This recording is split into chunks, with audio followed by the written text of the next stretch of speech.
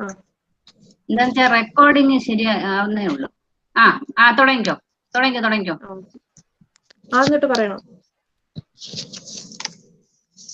പറഞ്ഞു തുടങ്ങിക്കോ. ഇനി ഈ സംവാദ പരമ്പരയുടെ ആദ്യ അതിഥിയായി നമുക്ക് ലഭിച്ചിരിക്കുന്നത് ഈ സന്തോഷ് കുമാറാണ്. മലയാളത്തിലെ ആധുനികാനന്തര മലയാള സാഹിത്യത്തിലെ ചെറുകഥാകൃത്തും നോവലിസ്റ്റുമായ ഈ സന്തോഷ് കുമാർ കേരള സാഹിത്യ അക്കാദമി അവാർഡ് ഉൾപ്പെടെ നിരവധി പുരസ്കാരങ്ങൾ ജേതാവാണ്.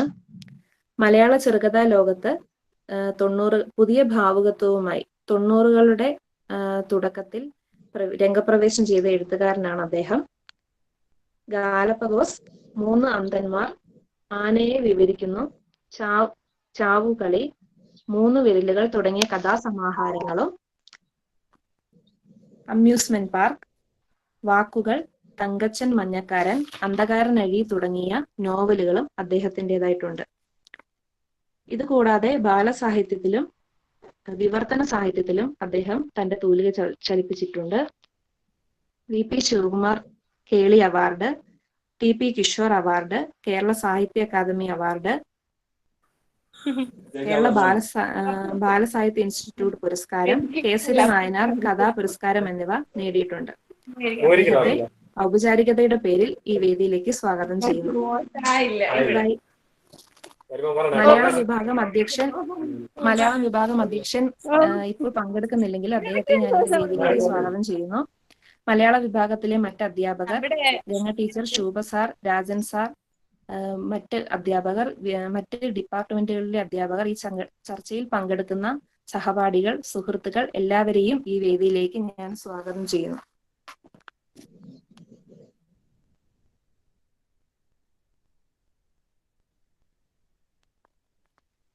രാജ്യങ്ങളുടെയും ദേശീയതകളുടെയും ചരിത്രവും ഭരണകൂടം ജനങ്ങളുടെ മേൽ നടത്തുന്ന ആധിപത്യ ശ്രമങ്ങളും ഭരണവർഗത്തിനെതിരായ പോരാട്ടങ്ങളും സാഹിത്യകൃതികളിലും കലാസൃഷ്ടികളിലും ഫലപ്രദമായി ആവിഷ്കാരം നേടുന്നുണ്ട്. 1970കളിലെ കേരളീയ രാഷ്ട്രീയ പശ്ചാത്തലത്തിൽ എഴുതിയ നോവലാണ് അന്ധകാരനഴി. നക്സൽ പ്രസ്ഥാനം, അടിയന്തരാവസ്ഥ എന്നിവയാണ് നോവലിന്റെ അസംസ്കൃത വിഭവമായി തീർന്നിട്ടുള്ളത്. അധികാരത്തെ വെല്ലുവിളിച്ച വിപ്ലവ പ്രസ്ഥാനങ്ങളുടെ പ്രചാരകരായവർ ഒടുവിൽ ഫാസിസ്റ്റുകളാവുകയും പ്രസ്ഥാനത്തെ സ്നേഹിക്കുകയും വിശ്വസിക്കുകയും ചെയ്തവർ ഇരകളായി മാറുന്ന ദുരവസ്ഥ നോവൽ പ്രതിനിധാനം ചെയ്യുന്നു. അധികാരത്തിന്റെ അന്ധകാരനഴിയായി മാറുന്ന തീവ്ര ഇടതുപക്ഷ രാഷ്ട്രീയ പ്രസ്ഥാനം എന്ന ഭീതി ജനിപ്പിച്ചുകൊണ്ട് അവസാനിക്കുന്ന നോവലാണ് അന്ധകാരനഴി. 70കളിലെ രാഷ്ട്രീയ ചരിത്രത്തെ പ്രത്യയശാസ്ത്ര വൈകല്യങ്ങളുടെയും ഭരണകൂട ഭീകരതകളുടെയും ഇരകളായി തീർന്നത് പാവം മനുഷ്യരുടെയും ദുരിതാനുഭവങ്ങളുടെ പശ്ചാത്തലത്തിൽ നോവൽ ആവിഷ്കരിക്കപ്പെടുന്നു. എഴുത്തുകാരനും കൃതിയും എന്ന മലയാളം വിഭാഗത്തിന്റെ സംവാദ പരമ്പരയുടെ ആദ്യ ചർച്ച അന്ധകാരനഴിയെ സംബന്ധിച്ചുള്ളതാണ്. ദുരധികാരവും ദുഷ്പ്രഭുത്വവും വിപ്ലവകാരികളുടെ സമൂഹ ജീവിതവും വ്യക്തിജീവിതവും ആന്തരിക സമ്മർദ്ദങ്ങളുമെല്ലാം എഴുത്തുകാരനെ മാറ്റി നിർത്തി ചർച്ച ചെയ്ത് വിലയിരുത്തി കഴിഞ്ഞു. ഗ്രന്ഥകാരന്റെ മരണം അപനിർമ്മാണങ്ങൾക്ക് വഴിയൊരുക്കുമ്പോൾ എഴുത്തുകാരനെ ചേർത്തു നിർത്തി സമഗ്രമായി വിലയിരുത്തി മനസ്സിലാക്കാൻ ഈ ചർച്ച സഹായകരമാവട്ടെ. എഴുത്തിന്റെ വഴികൾ ചർച്ച ആരംഭിക്കുന്നു. ഈ സന്തോഷ് കുമാറിനെ സ്നേഹാദരങ്ങളോടെ ക്ഷണിച്ചുകൊള്ളുന്നു.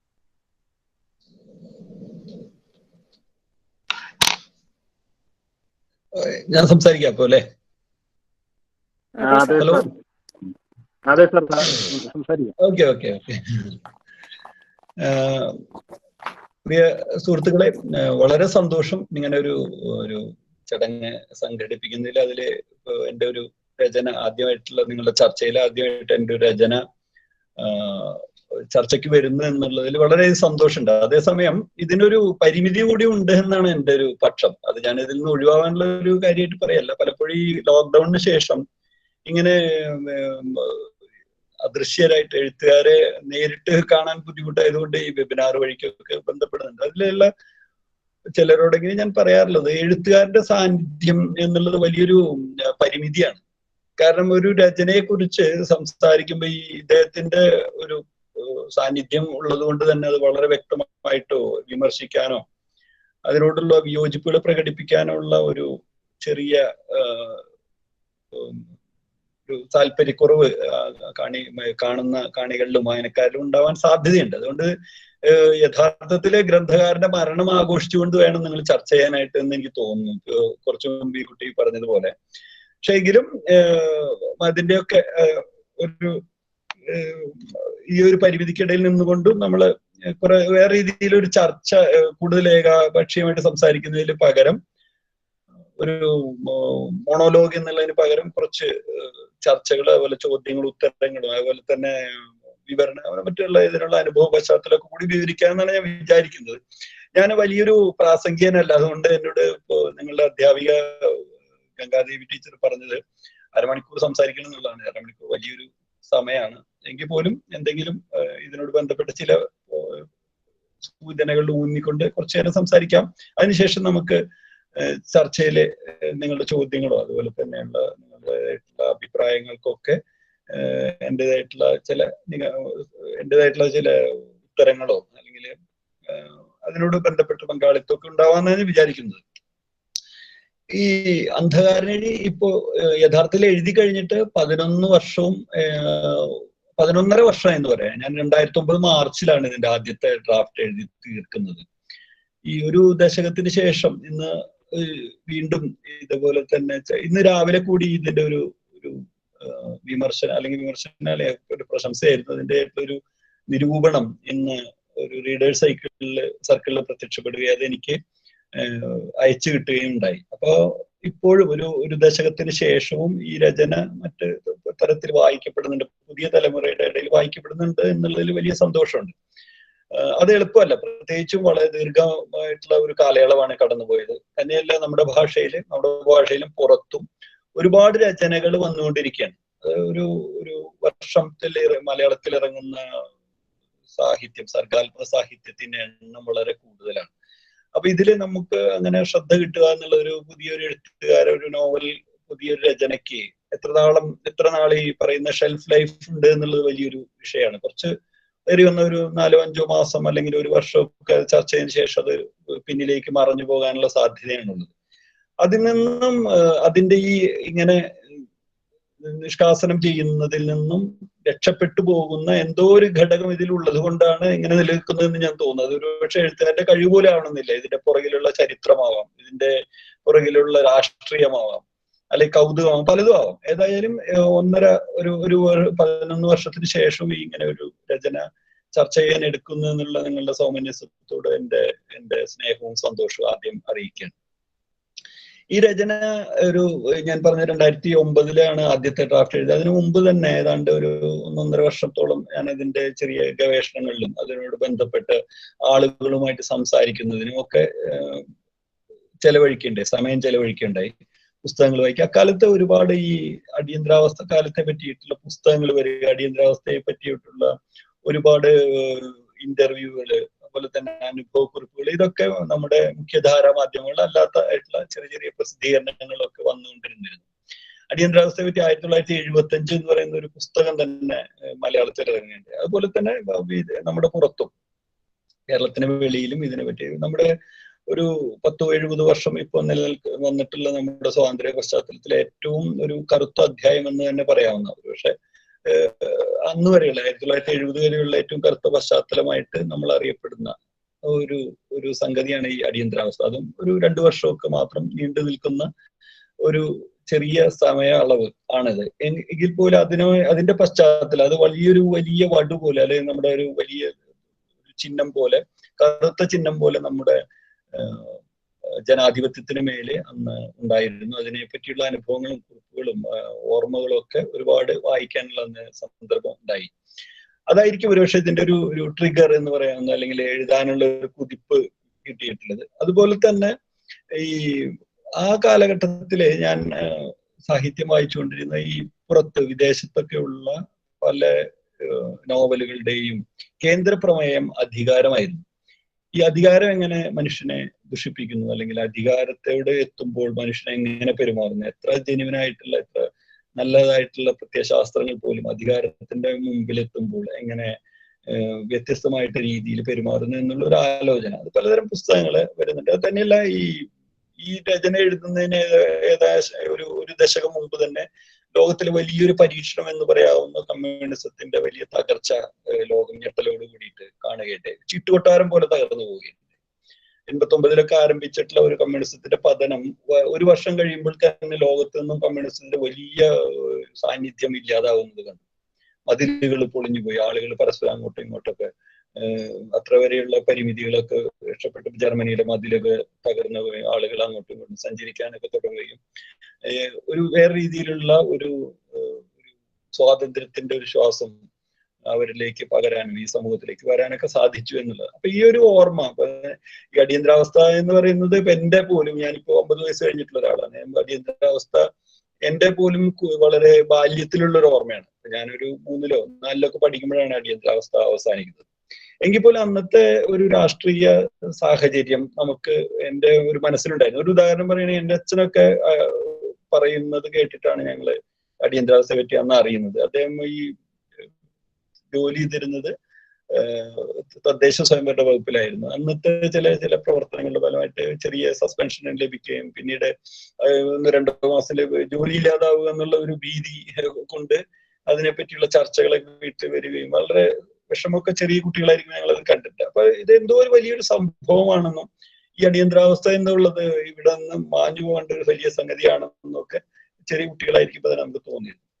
ആ കാലത്ത് ഇലക്ഷൻ പോലും വളരെ പ്രധാനപ്പെട്ട 1977 ഉണ്ടാവുന്ന മാർച്ച് ഏപ്രിലിനെ പറ്റിയാണ് ഇലക്ഷൻ നടക്കുന്നത്. ഇലക്ഷൻ നടക്കുമ്പോൾ ഒരു കാരണവശാലും പരാജയപ്പെടില്ല എന്ന് വിശ്വസിച്ചിരുന്ന ഇത്രയും വലിയ ഒരു ഭരണകൂടം, ഇന്ദിരാഗാന്ധി എന്ന് പറയുന്ന ഒരു ലോകത്തിൽ തന്നെ വലിയ ശക്തിയായിട്ടൊരു നേതാവായിരുന്നു. അവരുടെ പരാജയം, അവരുടെ മകനായിട്ടുള്ള വളരെ അധികാരധാർഷ്ട്യമുള്ള സഞ്ജയ് ഗാന്ധിയെ പോലുള്ള ഒരാളുടെ പരാജയം, അങ്ങനെ കോൺഗ്രസിന്റെ അന്ന് ഉണ്ടായിരുന്ന വലിയ നേതാക്കളൊക്കെ പരാജയപ്പെടും.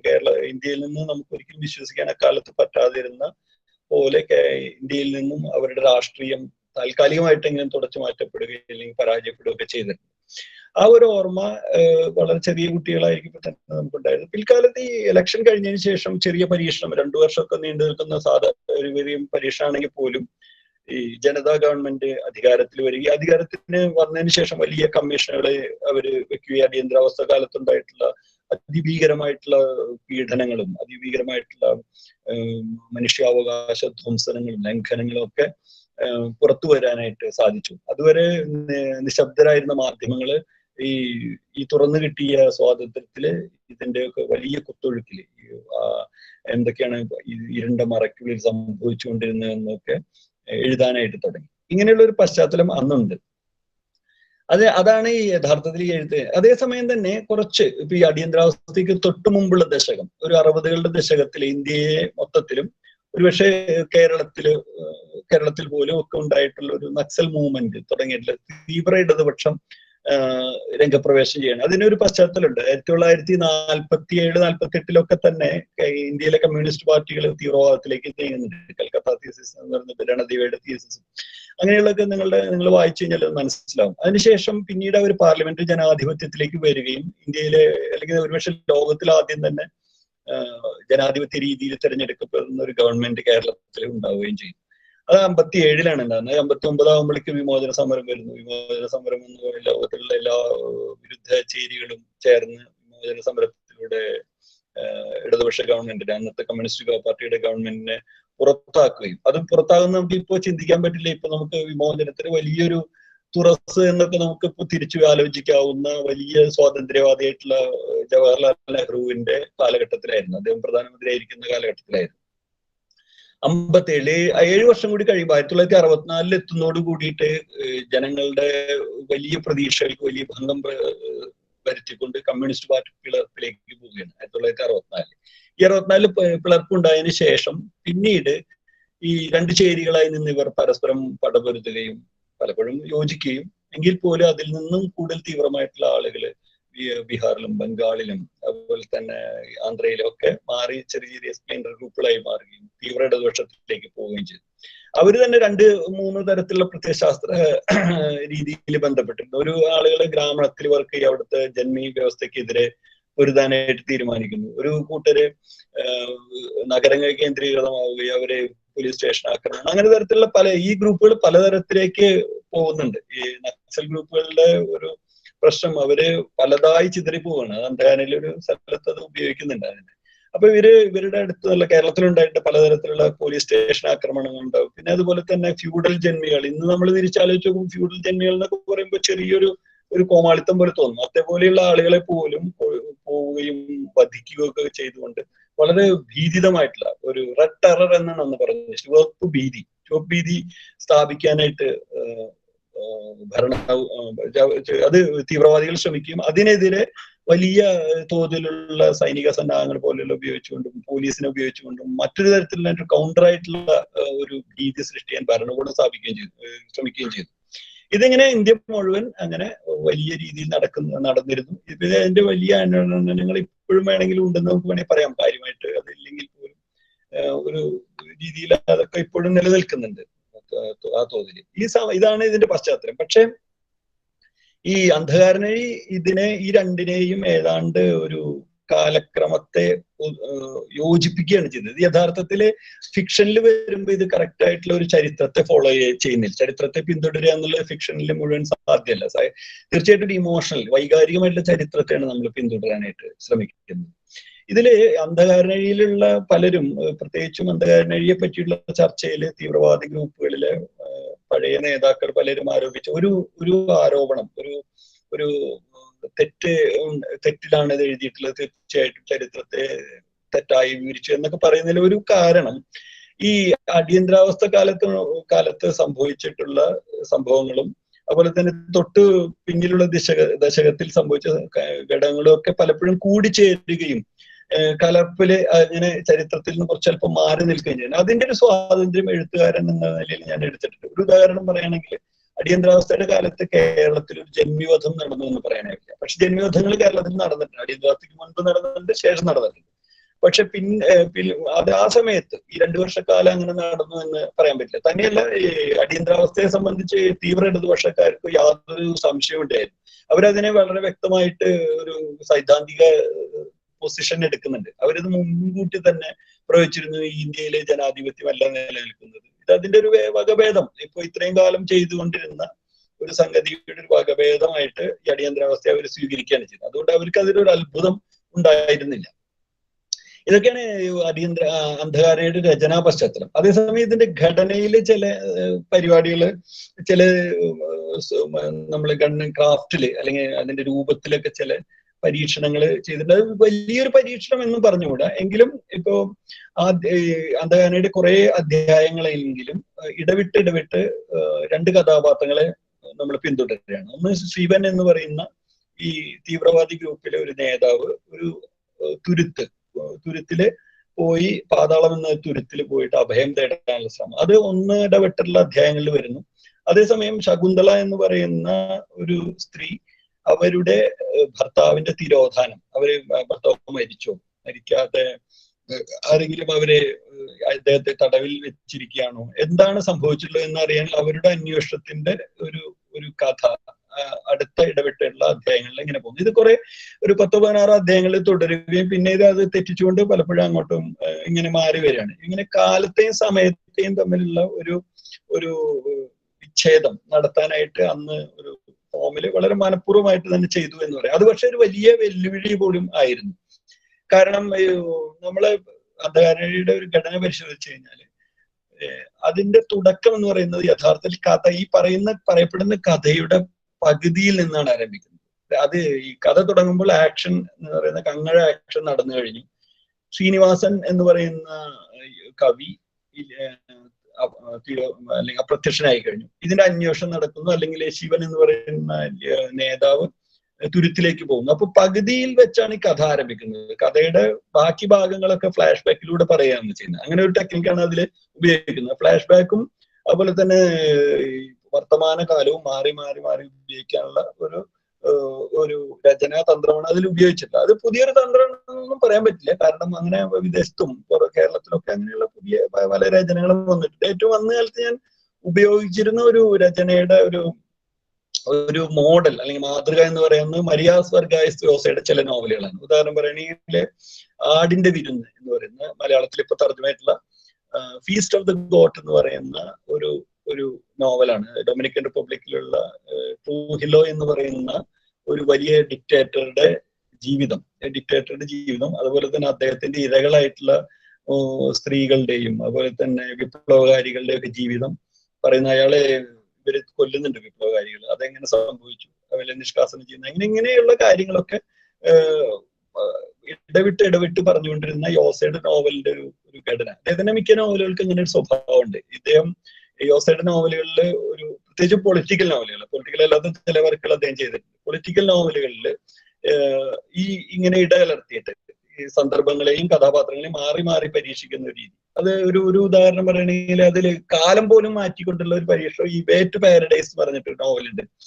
അത് വിശ്രുത ചിത്രകാരനായിട്ടുള്ള പോൾ ഗോഗിൻ അദ്ദേഹത്തിന്റെ ഒരു കഥ പറയുന്നുണ്ട്. അദ്ദേഹം ഒരു സ്റ്റോക്ക് ബ്രോക്കറായിട്ട് 40 വയസ്സ് വരെ വർക്ക് ചെയ്തു. ജോലി ചെയ്തതിനു ശേഷം ഈ കോർപ്പറേറ്റ് ലോകത്തിൽ നിന്നും പെട്ടെന്ന് മാറിയും അമേരിക്കയിൽ താഴെയുള്ള താഹിതി ഐലൻഡുകളിലേക്ക് പോയി അവിടെ നിന്ന് അവിടെയുള്ള ആദിമ നിവാസികളൊക്കെ ആയിട്ട് ബന്ധപ്പെട്ട് ചിത്രരചനയിലേക്ക്, വളരെ വ്യത്യസ്തമായിട്ടുള്ള ചിത്രരചനകളിലേക്ക് മാറുന്ന ഒരു കഥ അദ്ദേഹം ഈ വേ ടു പാരഡൈസിൽ പറയുന്നു. അത് മിക്കവാറും 1, 3, 5 അങ്ങനെ മാറി വരും. അതേസമയം 2, 4 ഇങ്ങനെയുള്ള ഇരട്ട അക്കങ്ങളുള്ള അധ്യായത്തിലെ ഈ പോൾ ഗോഗിന്റെ അമ്മൂമ്മയുടെ കഥയാണ് പറയുന്നത്. അവരുടെ പേര് ഒരുപക്ഷെ ഞാൻ അങ്ങോട്ടും ഇങ്ങോട്ടും മാറി പറയുന്നുണ്ടോ എങ്കിൽ പോലും അമ്മൂമ്മയുടെ പേര് ഫ്ലോറ ട്രിസ്റ്റൺ. ആദ്യകാലത്തെ ഒരു തൊഴിലാളികളെ സംഘടിപ്പിക്കുന്ന, ആദ്യകാലത്തെ ഫെമിനിസ്റ്റ് പ്രസ്ഥാനത്തിന്റെ ഒരു വലിയ സംഘാടകയായിരുന്ന ഫ്ലോറ ട്രിസ്റ്റൺ. ഈ കഥകൾ ഇങ്ങനെ മാറി മാറി പറയുന്നു. ഇവരൊരിക്കലും ഈ കഥയില് ഈ 2 കഥാപാത്രങ്ങൾ ഒരുമിച്ച് ചെയ്യുന്നില്ല. കാരണം അവർ ഒരുമിച്ച് കണ്ടിട്ടില്ല ജീവിതത്തിൽ. ഈ പോൾ ഗോഗിൻ ജനിക്കുന്നതിന് മുമ്പേ ഒരു അമ്മൂമ്മ മരിച്ചുപോയി.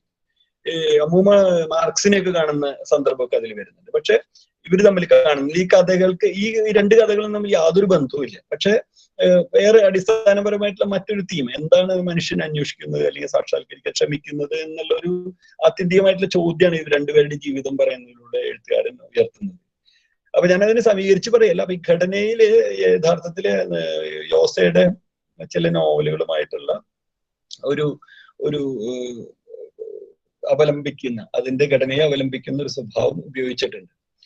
അതുപോലെ തന്നെ ഇപ്പൊ ഞാൻ നേരത്തെ പറഞ്ഞ പോലെ പലപ്പോഴും പലരും അത് വളരെ വിമർശിച്ചുകൊണ്ട് ലേഖനം മലയാള വാരികയിലൊക്കെ എഴുതിയിട്ടുണ്ടായിരുന്നു. അക്കാലത്ത് പ്രവർത്തിച്ചിരുന്ന തീവ്രവാദ ഇടതുപക്ഷത്തിന്റെ സംസ്ഥാന സെക്രട്ടറിമാരും ഒക്കെ ആയിട്ടുള്ള ആളുകളൊക്കെ ചിലര് പക്ഷെ ഇതിനെ വളരെ താല്പര്യം, അത് എപ്പോഴും ഈ ഇതിലുണ്ടാവുന്ന ഈ വിവിധ ആശയങ്ങളുടെ സമരം എപ്പോഴും ഈ ഫിക്ഷൻ വായിക്കുമ്പോഴും അവര് സ്വീകരിക്കുന്നുണ്ടെന്ന് എനിക്ക് തോന്നുന്നു.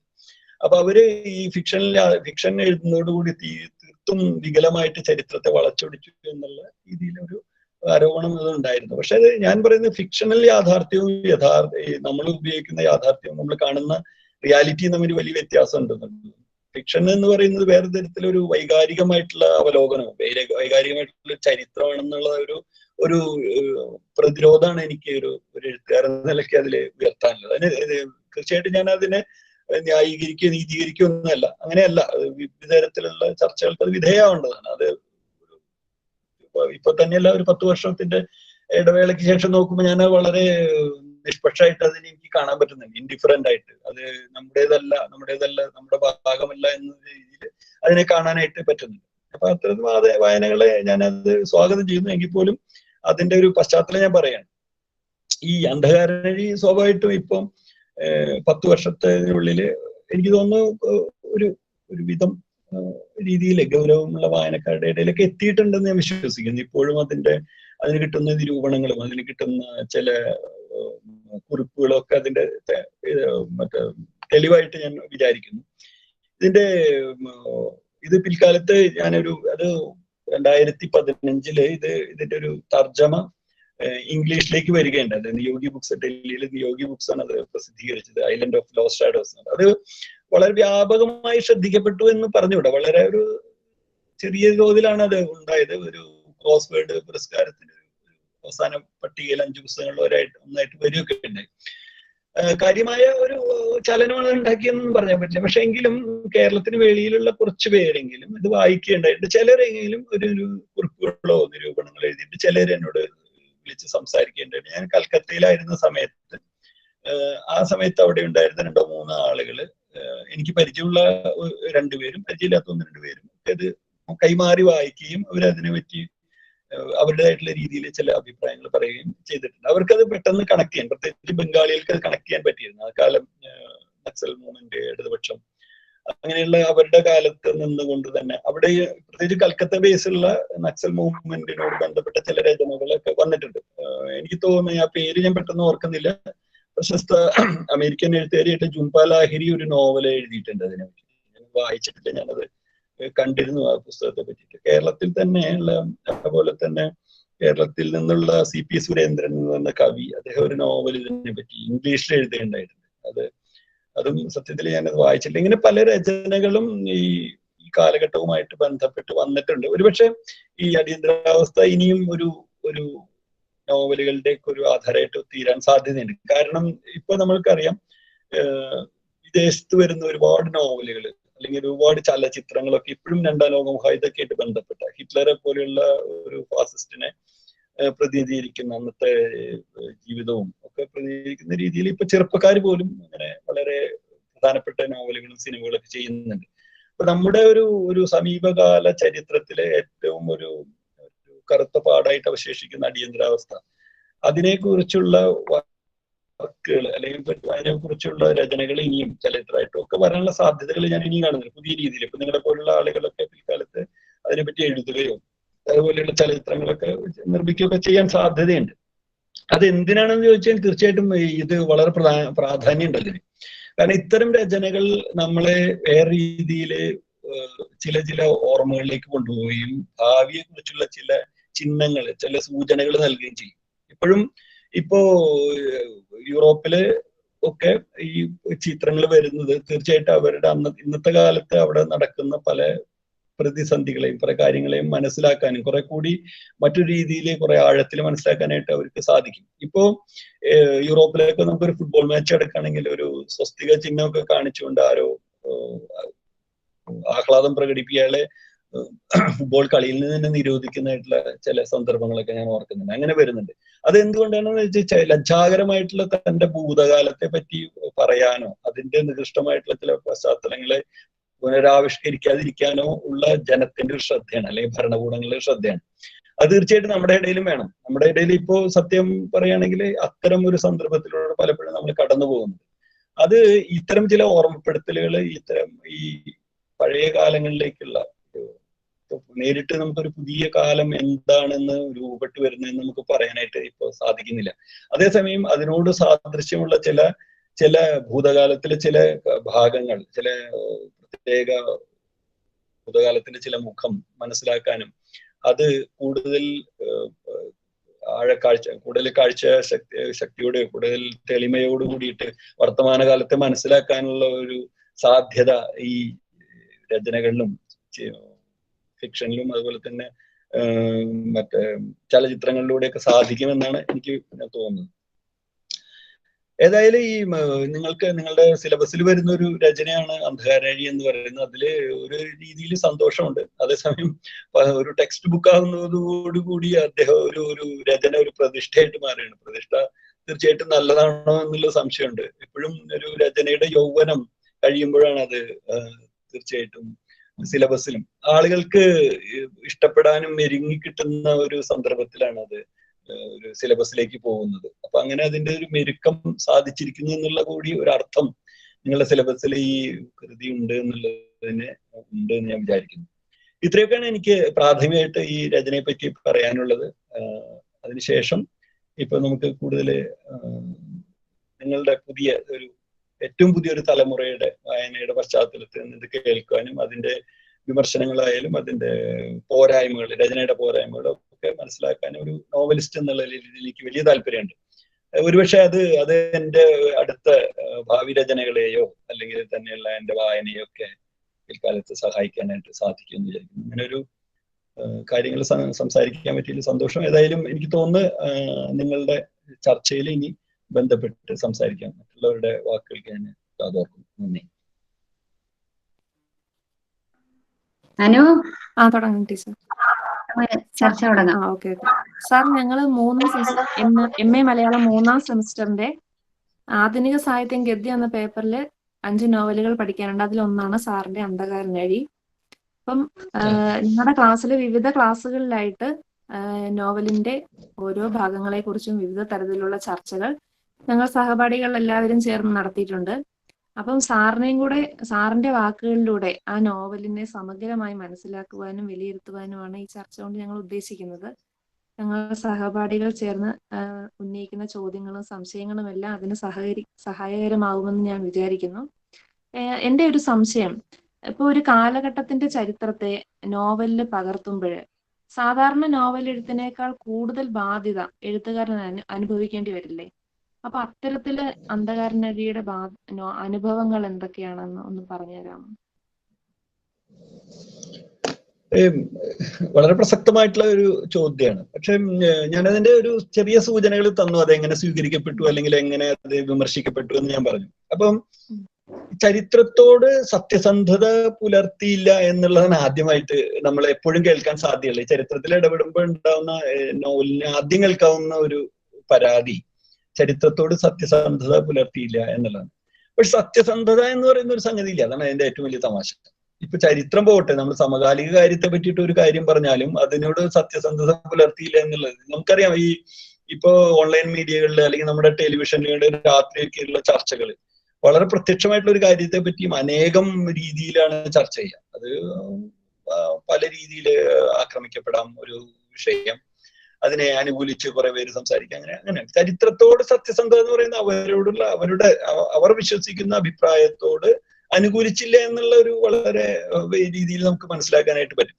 എങ്കിലും എനിക്ക് തോന്നുന്നു കുറച്ചൊന്ന് മാറി നിൽക്കുകയും കുറച്ചു കാലത്തിന് ശേഷം നമ്മൾ ചരിത്ര സംഭവം, ഇപ്പൊ നമ്മുടെ കാലത്ത് ഈ അടിയന്തരാവസ്ഥ അല്ലെങ്കിൽ അതിന് തൊട്ട് മുമ്പ് ഉണ്ടാകുന്ന നമ്മുടെ ഈ സ്വാതന്ത്ര്യ സമരം, ഇങ്ങനെയുള്ള കാര്യങ്ങളെയൊക്കെ നമുക്ക് കുറച്ചു കാലം കഴിഞ്ഞതിന് ശേഷം കുറച്ച് ഇമ്പാഷനേറ്റ് ആയിട്ട് നിർമ്മമമായിട്ട് കാണാനായിട്ട് സാധിക്കും എന്നുള്ളതാണ് ഈ ഒരു എഴുത്തിന്റെ അല്ലെങ്കിൽ ഫിക്ഷന്റെ ഗുണം.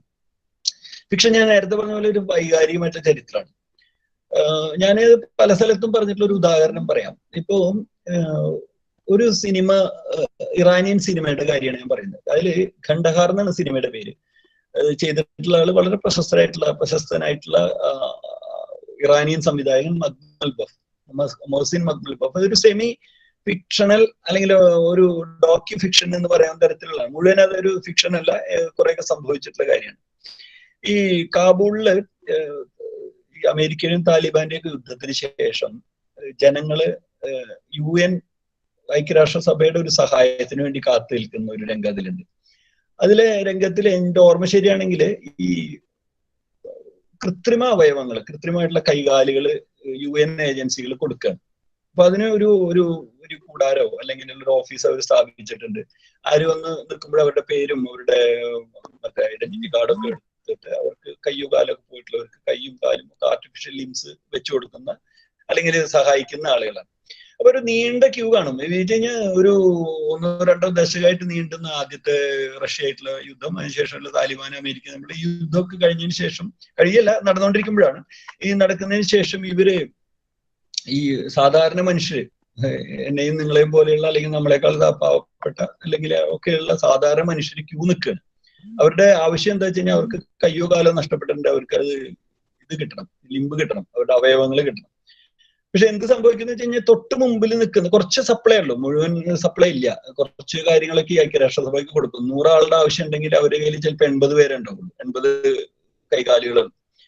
അപ്പോ ക്യൂ നിൽക്കുന്ന ആളുകളുടെ തൊട്ട് മുമ്പിൽ നിൽക്കുന്ന ആള് ഇയാളുടെ ശത്രുവാണ്. കാരണം അയാൾ കിട്ടുന്നതോടുകൂടി ചിലപ്പോൾ എന്റെ അവസരം നിഷേധിക്കും.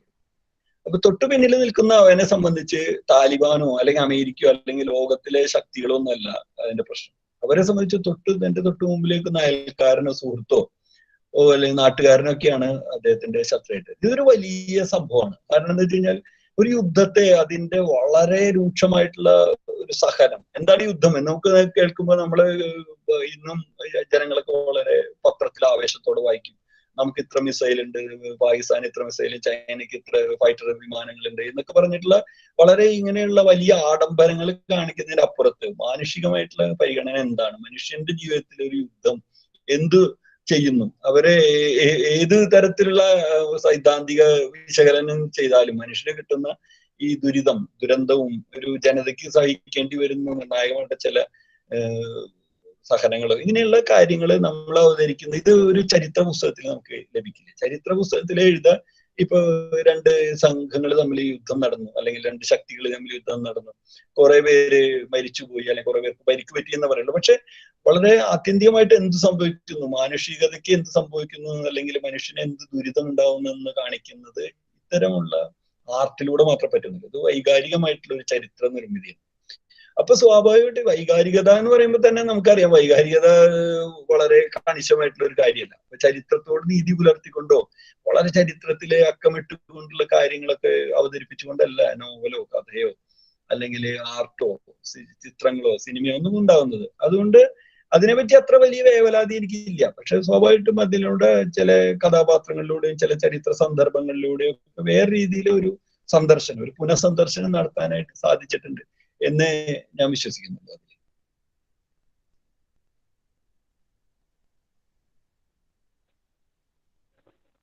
Thank you sir. പറയൂ. അടുത്ത ചോദിക്കാമോ? സർ നമസ്കാരം സർ. നമസ്കാരം. അന്ധകാരനഴി എന്ന് പറയുന്നത് രാഷ്ട്രീയതയുടെയൊക്കെ ഒരു വ്യത്യസ്തമായ മുഖം, അല്ലെങ്കിൽ അധികാരലബ്ധിയുടെയൊക്കെ പിന്നാമ്പുറങ്ങളിൽ നടക്കുന്ന ഒരു വ്യത്യസ്തമായ ഒരു മുഖത്തെ അടയാളപ്പെടുത്തുന്ന ഒരു നോവലാണ്. ഈ അന്ധകാരനഴി എന്ന് പറയുന്ന വ്യത്യസ്തമായ ഒരു ശീർഷകത്തിലേക്ക് അങ്ങനെ നയിച്ച ഘടകങ്ങൾ എന്താണ്? അത്തരത്തിലൊരു ശീർഷകത്തിന് പ്രേരകമായ ഘടകങ്ങൾ എന്താണ് സാർ? ആ ശീർഷകത്തെ എങ്ങനെയാണ് ഇതിനോട്ട് അങ്ങ് വായിക്കുന്നത് എന്നൊന്നറിഞ്ഞാൽ. ശീർഷകം സത്യത്തിൽ ഈ നോവൽ എഴുതിയതിനു ശേഷം ഞാൻ അനുഭവിച്ച ഏറ്റവും വലിയ പ്രതിസന്ധി ശീർഷകം കണ്ടെത്തുക എന്നുള്ളതായിരുന്നു. കാരണം സാധാരണ ചിലപ്പോൾ നമ്മൾ കഥ എഴുതുമ്പോൾ ഒരു ശീർഷകം കിട്ടിയിട്ട് തുടങ്ങും, അതല്ലെങ്കിൽ ഇതിനിടയിൽ നമ്മൾ എഴുതി വരുമ്പോൾ അതൊരു ടൈറ്റിൽ നമുക്ക് ലഭിക്കും, ഇങ്ങനെയൊക്കെ ഉണ്ടായിരുന്നു. അതേസമയം ഈ നോവൽ എഴുതിയതിനു ശേഷം ഒരുപാട് കാലം ഇത് ഞാനത് നോവൽ എഴുതിയതിനു ശേഷം മാതൃഭൂമി ആഴ്ചപ്പതിപ്പിൽ കൊടുത്തു. അത് അവിടുത്തെ തിരക്കുകൾ അനുസരിച്ച് 1.5 വർഷത്തോളം അവിടെ ഇരുന്നിട്ടുണ്ട് സീരിയലൈസ് ചെയ്യുന്നതിനും. ഈ സമയത്തൊന്നും ടൈറ്റിൽ ലഭിച്ചിരുന്നില്ല. നോക്കട്ടെ എന്നുള്ള രീതിയിലാണ് ഞാൻ വിചാരിച്ചത് എന്ത് ചെയ്യാം. ഈ നോവലിന് വേണ്ടി ഞാൻ വളരെയധികം വേറെ ടൈറ്റിലുകൾ ഞാൻ 1-2 ഇപ്പൊ ഓർക്കുന്നുണ്ട്. ഉഷ്ണമേഖല എന്ന് തന്നെ ഇപ്പൊ മുമ്പ് കക്കനാടൻ എഴുതിയ നോവല് രണ്ടാമത് ഒരു ഉഷ്ണമേഖല എന്നുള്ളതിൽ ഇങ്ങനെ ആലോചിച്ചിരുന്നു. പിന്നെ ശ്വാന ദിനങ്ങൾ ഇതിന്റെ ഇടയിൽ ഒരു സബ് ടൈറ്റിലായിട്ട് വന്നിട്ട് ഒരു അധ്യായത്തിന്റെ ടൈറ്റിലായിട്ട് വന്ന് ഉപയോഗിച്ചിരുന്നു. പക്ഷെ അതൊന്നും അതിന് വ്യക്തമായിട്ടുള്ള ഒരു ശീർഷകമല്ല. അതിന്റെ മൊത്തത്തിലുള്ള ഒരു ചരിത്രത്തെയോ അതിന്റെ ഘടനയോ അതുപോലെ അതിന്റെ തീമിനെയോ പ്രമേയത്തെയൊക്കെ ഒരു പശ്ചാത്തലമാക്കുന്ന പ്രമേയത്തെയൊക്കെ പ്രതിനിധീകരിക്കാവുന്ന ഒരു ശീർഷകമല്ല എന്നുള്ള തോന്നില്ല. അതിന്റെ എല്ലാ അപര്യാപ്തതയും കാരണം ശീർഷകമില്ലാതെ ആയിരുന്നു കുറെ മാസങ്ങളോളം അതെങ്ങനെ ഇരുന്നത്. അങ്ങനെ ഇരിക്കുമ്പോ ഈ നോവലിലെ ശ്രീനിവാസൻ എന്ന് പറയുന്ന കവിയുടെ കവിത 2 വരി കവിത എഴുതിയിട്ടുള്ളത് എൻ്റെ ഒരു സുഹൃത്താണ് നരേന്ദ്രൻ എന്ന് പറയുന്നത്. അദ്ദേഹം അങ്ങനെ മുമ്പ് നല്ല കവിതകൾ എഴുതിയാണ്. പിൽക്കാലത്ത് തന്നെ കവിത നിർത്തിയിരിക്കുകയാണ്. എഴുത്ത് അത്ര സജീവമായിട്ട് ഇല്ലായിരുന്നു. പക്ഷെ എങ്കിലും അദ്ദേഹമാണ് ആ കവിത എഴുതിയത്. ഈ വസന്തത്തിന്റെ അമ്പേറ്റ് മുറിഞ്ഞ സൂര്യനെ പോലെ ഒരു കൊന്നമരം എന്നുള്ള വരികൾ എഴുതിയത് അദ്ദേഹമാണ്. അപ്പൊ ഈ നോവലിന്റെ തുടക്കം അതുപോലെ തന്നെ അതിന്റെ പുരോഗതി അത് വായിക്കാനൊക്കെ ഉണ്ടായിരുന്നു. അങ്ങനെ ഒരു ദിവസം പെട്ടെന്ന് ഇങ്ങനെ അപ്പൊ ഞങ്ങൾ ഇങ്ങനെ ചർച്ച ചെയ്തിരുന്ന ഒരു ടൈറ്റിൽ, അത് എനിക്ക് പല കഥകൾക്കും ടൈറ്റിൽ തന്നിട്ടുള്ള ഒരാളാണ്. അങ്ങനെ ഇരിക്കുമ്പോ എറണാകുളത്ത് ഇതുപോലെ ഇത് ഞാൻ എഴുതിയിട്ടുണ്ട്. എറണാകുളത്തെ ബസ് സ്റ്റാൻഡിൽ നിൽക്കുമ്പോൾ ഒരു ഈവനിങ്ങില് ഒരു 6-7 മണി സമയത്ത് എന്നെ വിളിച്ചു. അപ്പൊ അവിടുന്ന് നിങ്ങൾക്കറിയാവുന്ന അറിയില്ല, ഈ ചേർത്തല ഭാഗത്തുള്ള ഒരു ഏരിയ, ഒരു സ്ഥലത്തിന്റെ പേരാണ് അന്ധകാരനഴി. അന്ധകാരനഴി എന്ന് പറയുന്ന പേര് ഉള്ള ഒരു ബസ് അവിടെ പോവാനായിട്ട് നിൽക്കുന്നുണ്ടായിരുന്നു. പെട്ടെന്ന് ഇദ്ദേഹത്തിന് ഈ നോവലിന്റെ ശീർഷകം ഇത് തന്നെ ആയിരിക്കാൻ സാധ്യതയുണ്ട്, നന്നാവും എന്നുള്ള രീതിയിൽ എന്നെ അവിടെ നിന്ന് ഫോൺ ചെയ്യുകയും ഈ നോവലിന്റെ ടൈറ്റിൽ നമുക്ക് വിശദമായിട്ട് ഇത് കൊടുത്താലോ, ഇത് വളരെ യോജിക്കുന്നതാണെന്ന് അദ്ദേഹം പറയുന്നത് പെട്ടെന്ന് സ്വീകരിക്കുകയും ചെയ്തു. അത് ഒരു ഭാഗ്യം പോലെ കിട്ടിയ ഒരു ടൈറ്റിലാണത്. അത് അടിയന്തരാവസ്ഥയുടെ ഒരു ഇരുണ്ട ദിനങ്ങളെയും അതുപോലെ തന്നെ അതിലുള്ള ആളുകൾക്ക് ഈ നോവലിലായാലും അതിൽ ചരിത്രത്തിലുള്ള ആളുകൾ അനുഭവിച്ചിട്ടുള്ള ഒരു വലിയൊരു ദുഃഖിതമായിട്ടൊരു അവസ്ഥയൊക്കെ സൂചിപ്പിക്കാനായിട്ട് അതിന്റെ ഒരു മിസ്റ്ററിയും നിഗൂഢതയും ദുരിതമൊക്കെ അവതരിപ്പിക്കാനായിട്ട് സാധിക്കുന്ന ഒരു ടൈറ്റിലായിട്ട് മാറിയെന്നാണ് ഞാൻ അത് വിശ്വസിക്കുന്നത്. അതിങ്ങനെയാണ് എൻ്റെ ഒരു പശ്ചാത്തലം, ഈ ടൈറ്റിൽ വരാനുള്ള ഒരു പശ്ചാത്തലം. Thank you sir. ഇത് അറിയാൻ കഴിഞ്ഞതിൽ എങ്ങനെ സ്ഥലം ഉണ്ടെന്ന് പോലും അറിഞ്ഞൂടായിരുന്നു. നമ്മൾ ഈ ഒരു നോവലിന്റെ അല്ല ഇവിടെ വളരെ ഈ ഇവിടെ എറണാകുളത്തെയും ആലപ്പുഴയുള്ള എല്ലാവർക്കും അറിയുന്ന ഒരു സ്ഥലമാണ് ഈ അന്ധകാരനഴി. അത് ഈ ഒരു അഴി എന്ന് പറയുന്ന എസ്റ്റുറി എന്ന് പറയുന്നത്, എസ്റ്റുറി എന്ന് വെച്ചാല് കടലിലേക്ക് ഒരു നദി ചേരുന്ന മുഖത്തിനെയാണ് അഴി എന്ന് പറയുന്നത്. നമ്മൾ ഈ നോവലിന്റെ പ്രമേയമായിട്ട് നോക്കുമ്പോൾ വളരെയധികം ചേർന്ന് പോകുന്ന ഒരു നോവല് ശീർഷകം തന്നെയായിരുന്നു. എന്താണ് അധികാര ലബ്ധിയുടെയൊക്കെ ഇരുണ്ട ഒരു ഇടനാഴികളെയൊക്കെ സൂചിപ്പിക്കുന്ന രീതിയിലുള്ള ഒരു ശീർഷകം തന്നെയായിരുന്നു. നന്ദി സാർ, അറിയാൻ കഴിഞ്ഞൊരു സന്തോഷം. സാർ കുറച്ചു മുൻപ് സൂചിപ്പിച്ചു സമാന്തരമായി ഘടനയ്ക്കുള്ളതെന്ന്, അതായത് നീങ്ങുന്നത് സമാന്തരമായി നീങ്ങുന്ന ആഖ്യാന ഘടനയാണല്ലോ ഉള്ളത്. ഒരു ഭാഗത്ത് തീവ്ര വിപ്ലവ രാഷ്ട്രീയത്തിന്റെ നേതാവും പ്രചാരകനുമായ ശിവന്റെ ഒളിവ് ജീവിതത്തിന്റെയും അതിനിടയിൽ അയാളിൽ അരങ്ങേറുന്ന ആന്തരിക പരിവർത്തനത്തിന്റെയും ഒരു പാത. സമാന്തരമായി പോകുന്നത് ശ്രീനിവാസന്റെ ജീവിതമാണ്. കവിതകളിലൂടെ വിപ്ലവകാരിയായി ഊർജം പ്രസരിപ്പിക്കുന്ന വിപ്ലവ കവിതകൾ രചിച്ച് ജീവിതത്തിൽ നിന്ന് തന്നെ അപ്രത്യക്ഷമായി പോകുന്ന ശ്രീനിവാസൻ. അപ്പൊ ഈ തീവ്ര ഇടതുപക്ഷ പ്രസ്ഥാനത്തിന്റെ പ്രമേയം ഉൾക്കൊള്ളുന്ന രണ്ട് സമാന്തര പാതകളാണ് ഇതിൽ കാണാൻ കഴിയുന്നത്. അപ്പൊ ഇങ്ങനെ ഒരു ആഖ്യാന തന്ത്രം സ്വീകരിക്കുന്നതിന് പിന്നിലെ കാരണം എന്തായിരുന്നു?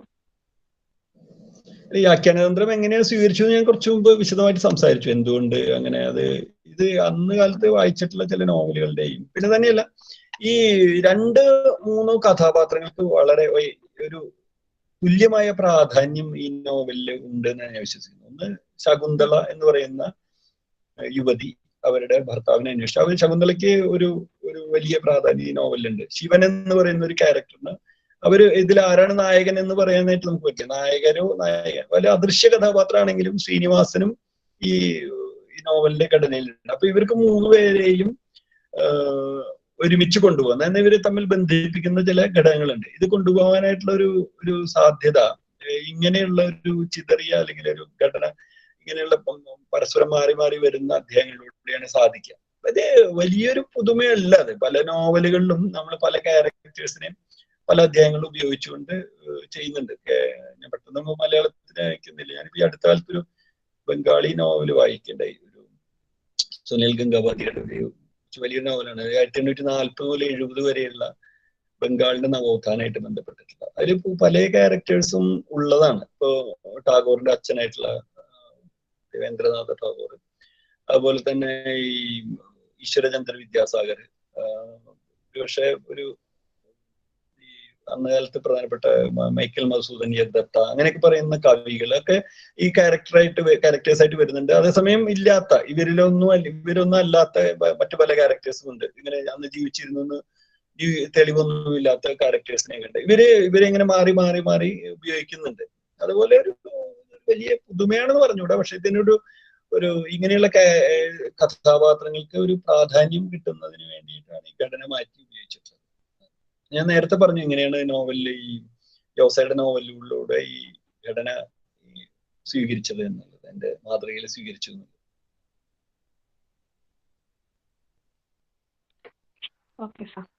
നമസ്കാരം സാർ. സാറ് പറഞ്ഞു അധികാരം മനുഷ്യനെ ദുഷിപ്പിക്കുന്നുണ്ടെന്ന്. പാതാളത്തുരുത്ത് പ്രതീകമായി എടുത്തുകൊണ്ട് ജീർണിച്ച അധികാര വ്യവസ്ഥയല്ലേ പറയാൻ ശ്രമിക്കുന്നത്? അഥവാ ജീർണിച്ച അധികാര സ്ഥാനത്തിന്റെ പ്രതീകം തന്നെയല്ലേ പാതാളത്തുരുത്ത്? ഇങ്ങനെ ഒരു പ്രതീകം ആവിഷ്കരിക്കാൻ അങ്ങയെ പ്രേരിപ്പിച്ചത്? അങ്ങനെ ഒരു പ്രതീകമായിട്ടല്ലേ എഴുത്ത് നമ്മൾ തുടങ്ങുമ്പോൾ തീർച്ചയായിട്ട് ഒരു സ്ഥലം, കഥാപാത്രങ്ങള് എന്നൊക്കെ വരുന്നല്ലോ. പ്രത്യേകിച്ച് ഏതെങ്കിലും ഒരു പ്രതിനിധീകരിച്ചുകൊണ്ടല്ല നോവല് തുടങ്ങുന്നത്. അങ്ങനെയുള്ള നോവലുകൾ ഉണ്ട്. അതിന് അന്യാവദേശ സ്വഭാവമുള്ള കഥകൾ, അലീഗറി എന്നൊക്കെ പറയും.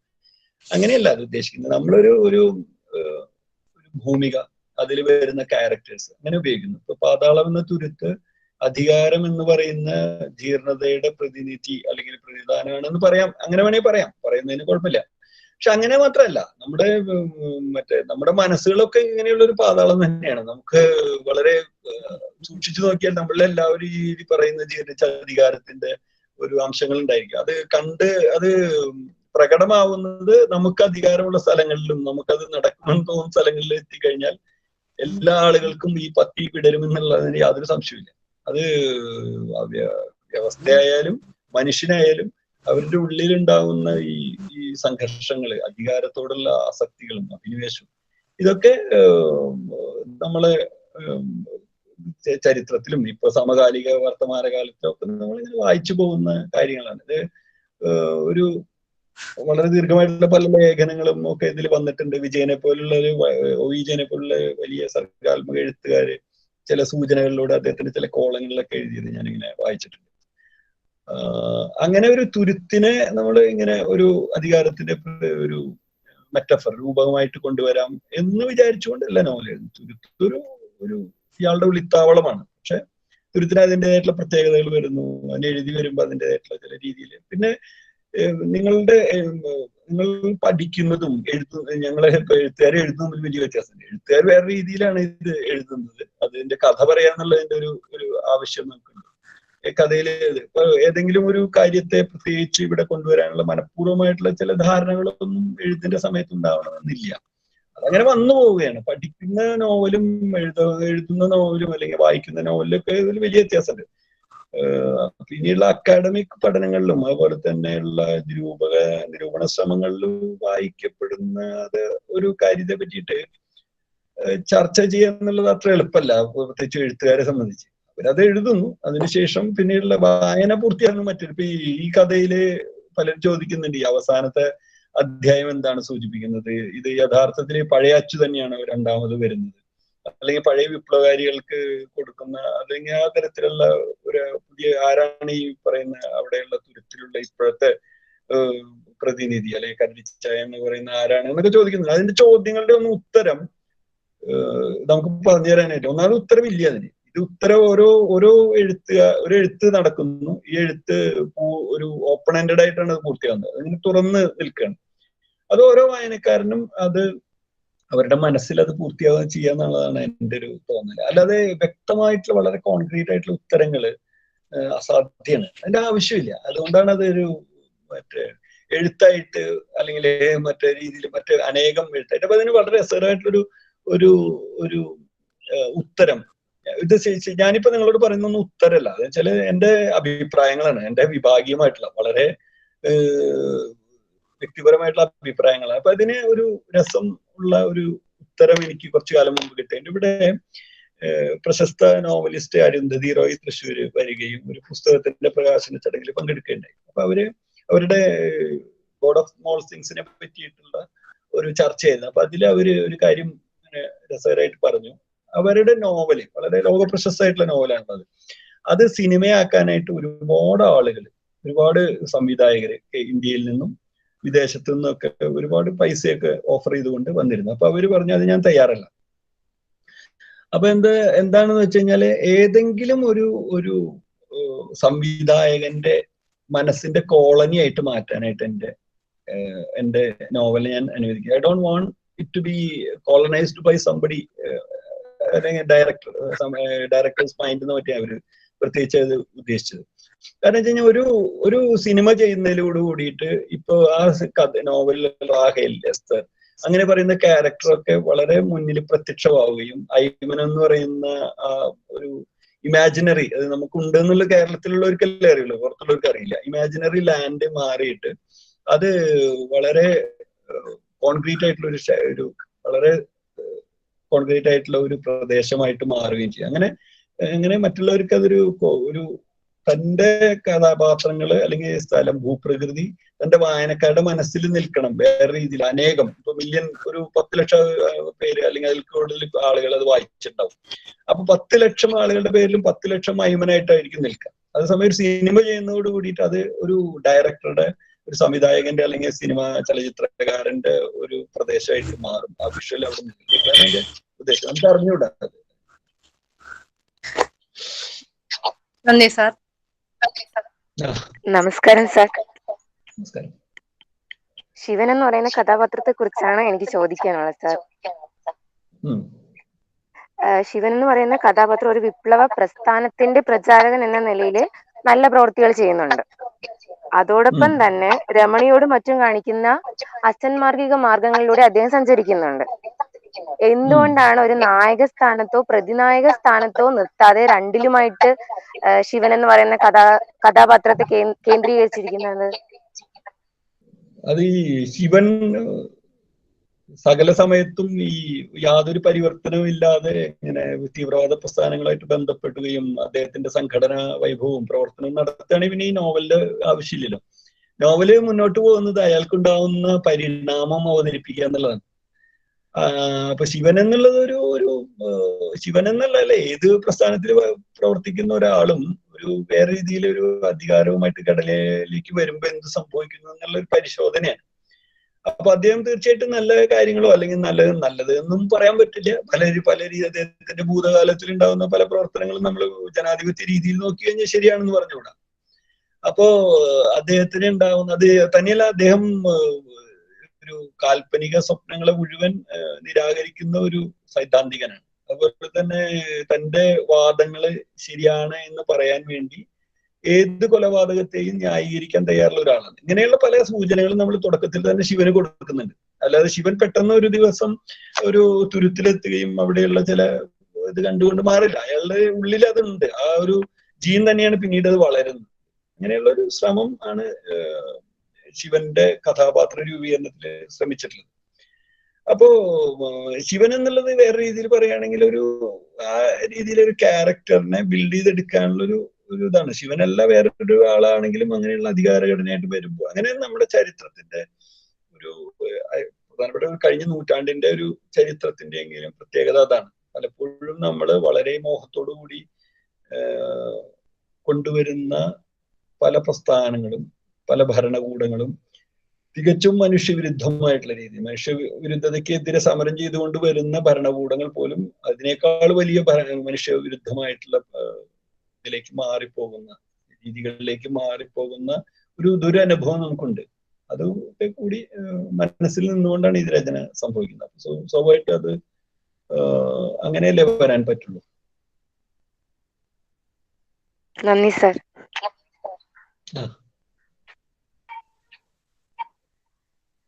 നമസ്കാരം സാർ. കെ ഷെരീഫിന്റെ വർണ്ണചിത്രങ്ങളോട് കൂടിയാണല്ലോ ആദ്യമായിട്ട് മാതൃഭൂമി ആഴ്ചപ്പതിപ്പില് അന്ധകാരനദി പ്രസിദ്ധീകരിക്കപ്പെട്ടത്. ഈ വർണ്ണചിത്രങ്ങള് നോവലിന്റെ എന്താണ് സാർ? ആ കാലം ഓർമ്മയുണ്ടോ? ആ കാലം ഓർമ്മയില്ല. നോവലിനെ കുറിച്ച് കൂടുതൽ അന്വേഷിച്ചപ്പോ ഇങ്ങനെ കാണാൻ വേണ്ടിയിട്ട് സാധിച്ചു. അതെ 2010 ഒക്ടോബർ തൊട്ടാണ് പബ്ലിഷ് ചെയ്യുന്നത്. നിങ്ങൾക്ക് വളരെ ചെറിയ കുട്ടികളായിരിക്കണം. നേരിട്ട് കണ്ടു പരിചയമില്ല, എന്നാലും നോവലിന്റെ ഉള്ളറയിലേക്ക് ഇറങ്ങി ചെന്നപ്പോൾ ഇങ്ങനെ കാണാൻ സാധിച്ചു. പിന്നീട് നോവല് പ്രസിദ്ധീകരിച്ച സമയത്ത് അത്തരം ചിത്രങ്ങള് നോവലിനകത്ത് കണ്ടുമില്ല. ചില ചിത്രങ്ങൾ കൊടുത്തിട്ടുണ്ട്, ചില എഡിഷനുകളിലുണ്ട് അപൂർവം. നോവലില് ചിത്രം കൊടുക്കൽ കുറവല്ലേ പൊതുവെ? നോവലില് ചിത്രം കൊടുക്കല് എനിക്കൊന്ന് എന്തായാലും കേരളത്തിന് വെളിയിൽ എവിടെയും ഇല്ല. വിദേശത്തെ നോവലുകളിൽ വളരെ കുറവായിട്ടാണ്. ചിത്രണം എന്ന് പറയുന്നത്, ചിത്രീകരിക്കുക എന്നുള്ളത് നമ്മുടെ ഇപ്പോ സീരിയലൈസ് ചെയ്ത് വരുമ്പോഴുള്ള ഒരു ആവശ്യമാണ്. അത് ചിത്രകാരന്റെ രീതിയിൽ ചില ഭാഗങ്ങളും ക്യാരക്ടേഴ്സിനൊക്കെ അവർ വരയ്ക്കും. ഇപ്പോഴും എന്റെ നോവല് വരുന്നുണ്ട് മാതൃഭൂമിയിലും ഷെരീഫ് തന്നെ വരയ്ക്കുന്നുണ്ട്. അത് ഷെരീഫിന്റെ രീതിയിലുള്ള, ഞാൻ നേരത്തെ പറഞ്ഞു വായനക്കാരുടെ മനസ്സിലാണ് കഥ പൂർത്തിയാവുന്നത്. ഷെരീഫിന്റെ രീതിയിലുള്ള ഒരു അന്ധകാരന്റെ അദ്ദേഹം വരയ്ക്കുന്നു. അത് വളരെ നന്നായി വരച്ചിട്ടുണ്ട്. അതേസമയം വേറൊരു ചിത്രകാരൻ ഭാഗ്യനാഥൻ വരയ്ക്കുകയാണെങ്കിൽ ഭാഗ്യനാഥന്റെ രീതിയിലുള്ള അന്ധകാരനായിരിക്കും. അതുണ്ടാവും. അത് അവരും ആത്യന്തികമായിട്ട് വായനക്കാരാണ്. അതിനുശേഷം അവർ വരയ്ക്കുന്നത്, അവരുടെ മനസ്സിൽ വരയ്ക്കുന്നു. നമ്മള് വരയ്ക്കാൻ കഴിയില്ലാത്ത ആളുകൾ വരയ്ക്കുന്നില്ല. അതേസമയം നമ്മുടെ മനസ്സിലുണ്ട്. അത് അങ്ങനെയാണ്. ഇപ്പൊ എന്താ ചോദിക്കാൻ വന്നത്? എന്താ? അല്ല സാർ, അദ്ദേഹത്തിന്റെ ചിത്രങ്ങൾ പിന്നീട് നോവൽ പ്രസിദ്ധീകരിച്ചപ്പോ കണ്ടില്ല. അപ്പം ആഴ്ചപ്പതിപ്പിലെ ആ ചിത്രങ്ങള് ചിലതൊക്കെ ഗൂഗിളിലും മറ്റും സെർച്ച് ചെയ്ത് നോക്കിയപ്പോൾ അതിന്റെ കിട്ടിയിട്ടുണ്ടായിരുന്നു. അപ്പം ആ ചിത്രങ്ങളും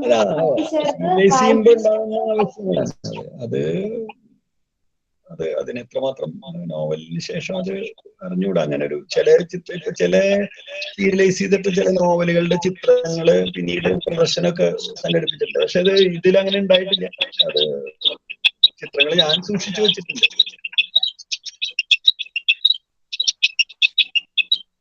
താങ്ക് യു സാർ. നമസ്കാരം സാർ. അടിയന്തരാവസ്ഥ കാലത്തിന്റെ കഥയാണല്ലോ അന്ധകാരനദി. ഈ നോവൽ എഴുതിയപ്പോൾ സാമൂഹികവും രാഷ്ട്രീയവുമായ എന്തെങ്കിലും വെല്ലുവിളികൾ സ്വീകരിക്കേണ്ടി വന്നു സാർ? എന്താണ് സാമൂഹ്യവും രാഷ്ട്രീയവുമായ എന്തെങ്കിലും വെല്ലുവിളികൾ സ്വീകരിക്കേണ്ടി വന്നു സാർ?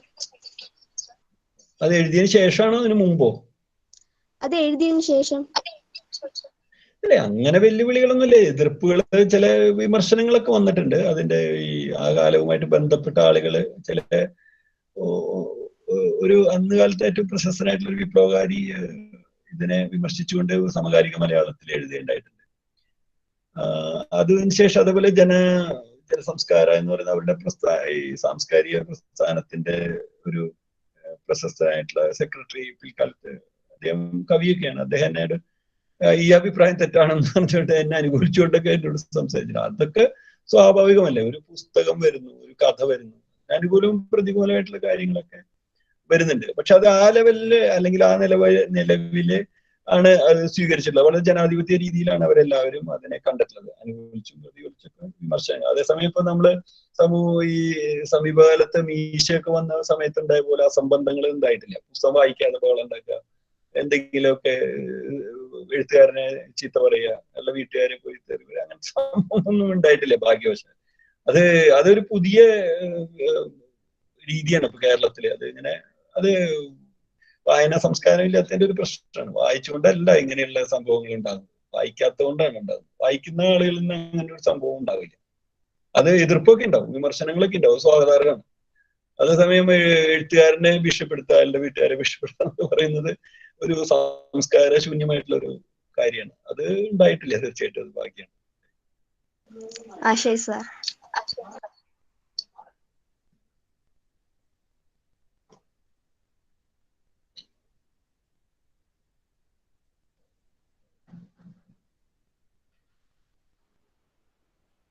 അടുത്താണ്.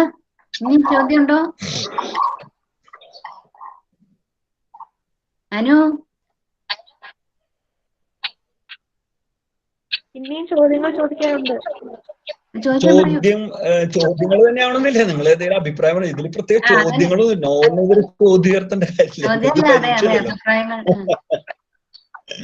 നമസ്കാരം സാർ, എനിക്ക് ചോദിക്കാനുള്ളത്, അന്ധകാരൻ എന്ന നോവലിലൂടെ ജീർണിത രാഷ്ട്രീയം സൃഷ്ടിക്കുന്ന അരാജകത്വത്തെ അവതരിപ്പിച്ചു. ആ നിലയിൽ ഇന്നത്തെ രാഷ്ട്രീയ സാഹചര്യത്തെ എങ്ങനെയാണ് വിലയിരുത്തുന്നത്?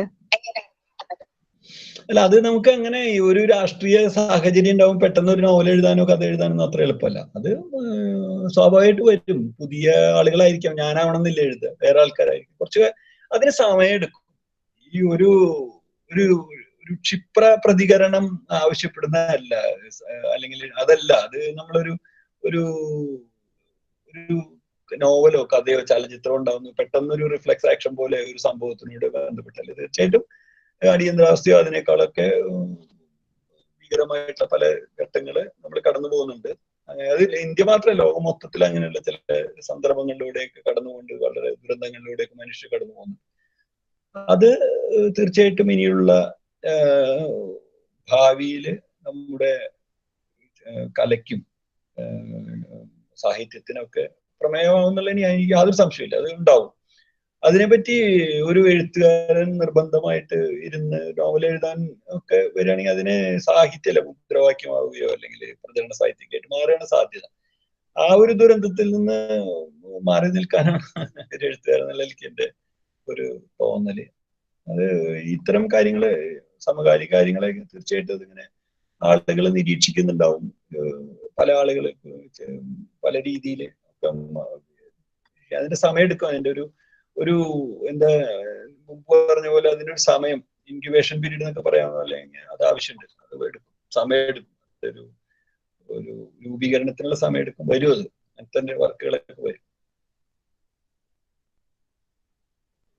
Thank you sir. നമസ്കാരം സാർ, എന്റെ പേര് ആശ. എനിക്ക് ചോദിക്കാനുള്ളത്, സാർ ഈ കഥാപാത്രങ്ങൾക്ക് പേര് കൊടുത്തപ്പോ അതില് പുരാണ ഇതിഹാസങ്ങളുമായിട്ട് എന്തെങ്കിലും ബന്ധപ്പെടുത്തിയാണോ സാറ് കൊടുത്തത്? അതായത് മനഃപൂർവ്വമാണോ സാറ് പേര് കൊടുത്തത്?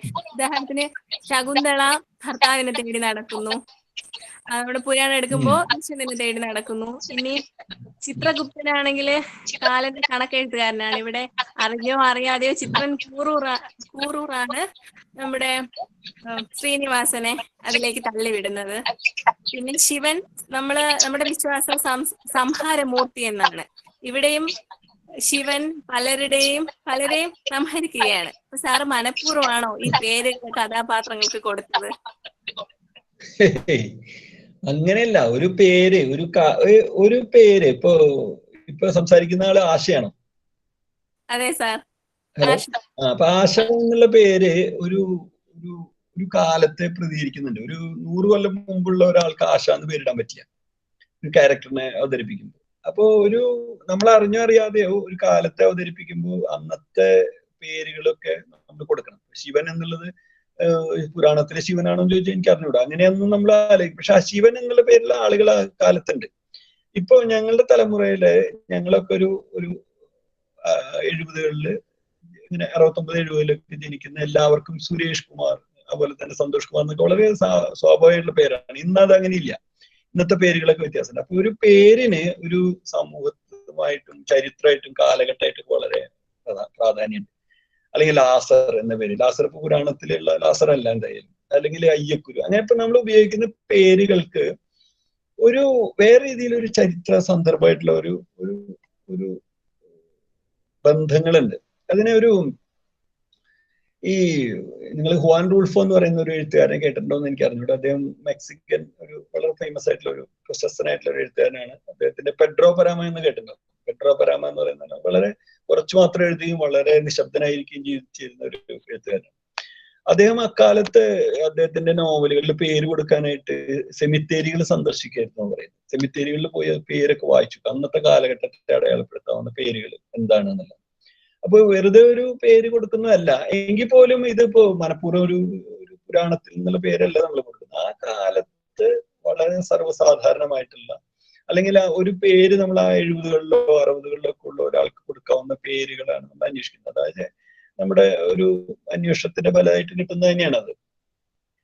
അതല്ലാതെ ഇപ്പൊ ഈ നോവലിൽ ഇപ്പൊ രമണി എന്നുള്ള പേരിന് പകരം നമുക്ക് ഇപ്പോ കൊടുക്കാവുന്ന കൊച്ചുകുട്ടികൾക്ക് നമ്മൾ പേരിടാവുന്ന ഒരു ഉദാഹരണം പറഞ്ഞാൽ ഏതെങ്കിലും ഒരു കുട്ടിയുടെ പേര് കൊടുത്തു കഴിഞ്ഞാൽ ശരിയാവില്ല. പേരുകൾ കൊടുക്കുന്നതിലൊക്കെ അപ്പൊ ഒരു എഴുത്തിന്റെ ക്യാരക്ടറിനെ നിർമ്മിക്കുന്ന പോലെ, സ്ഥലത്തിന് പേര് കൊടുക്കുന്നത് പോലെയൊക്കെ പ്രാധാന്യമുണ്ട്. അങ്ങനെയുള്ളൂ. അതല്ലാതെ തന്നെ ഒരു വളരെ ആസൂത്രിതമല്ലാതെ എന്ന് പറയാം. അതങ്ങനെ സ്വാഭാവികമായിട്ട് വരും ക്യാരക്ടർ.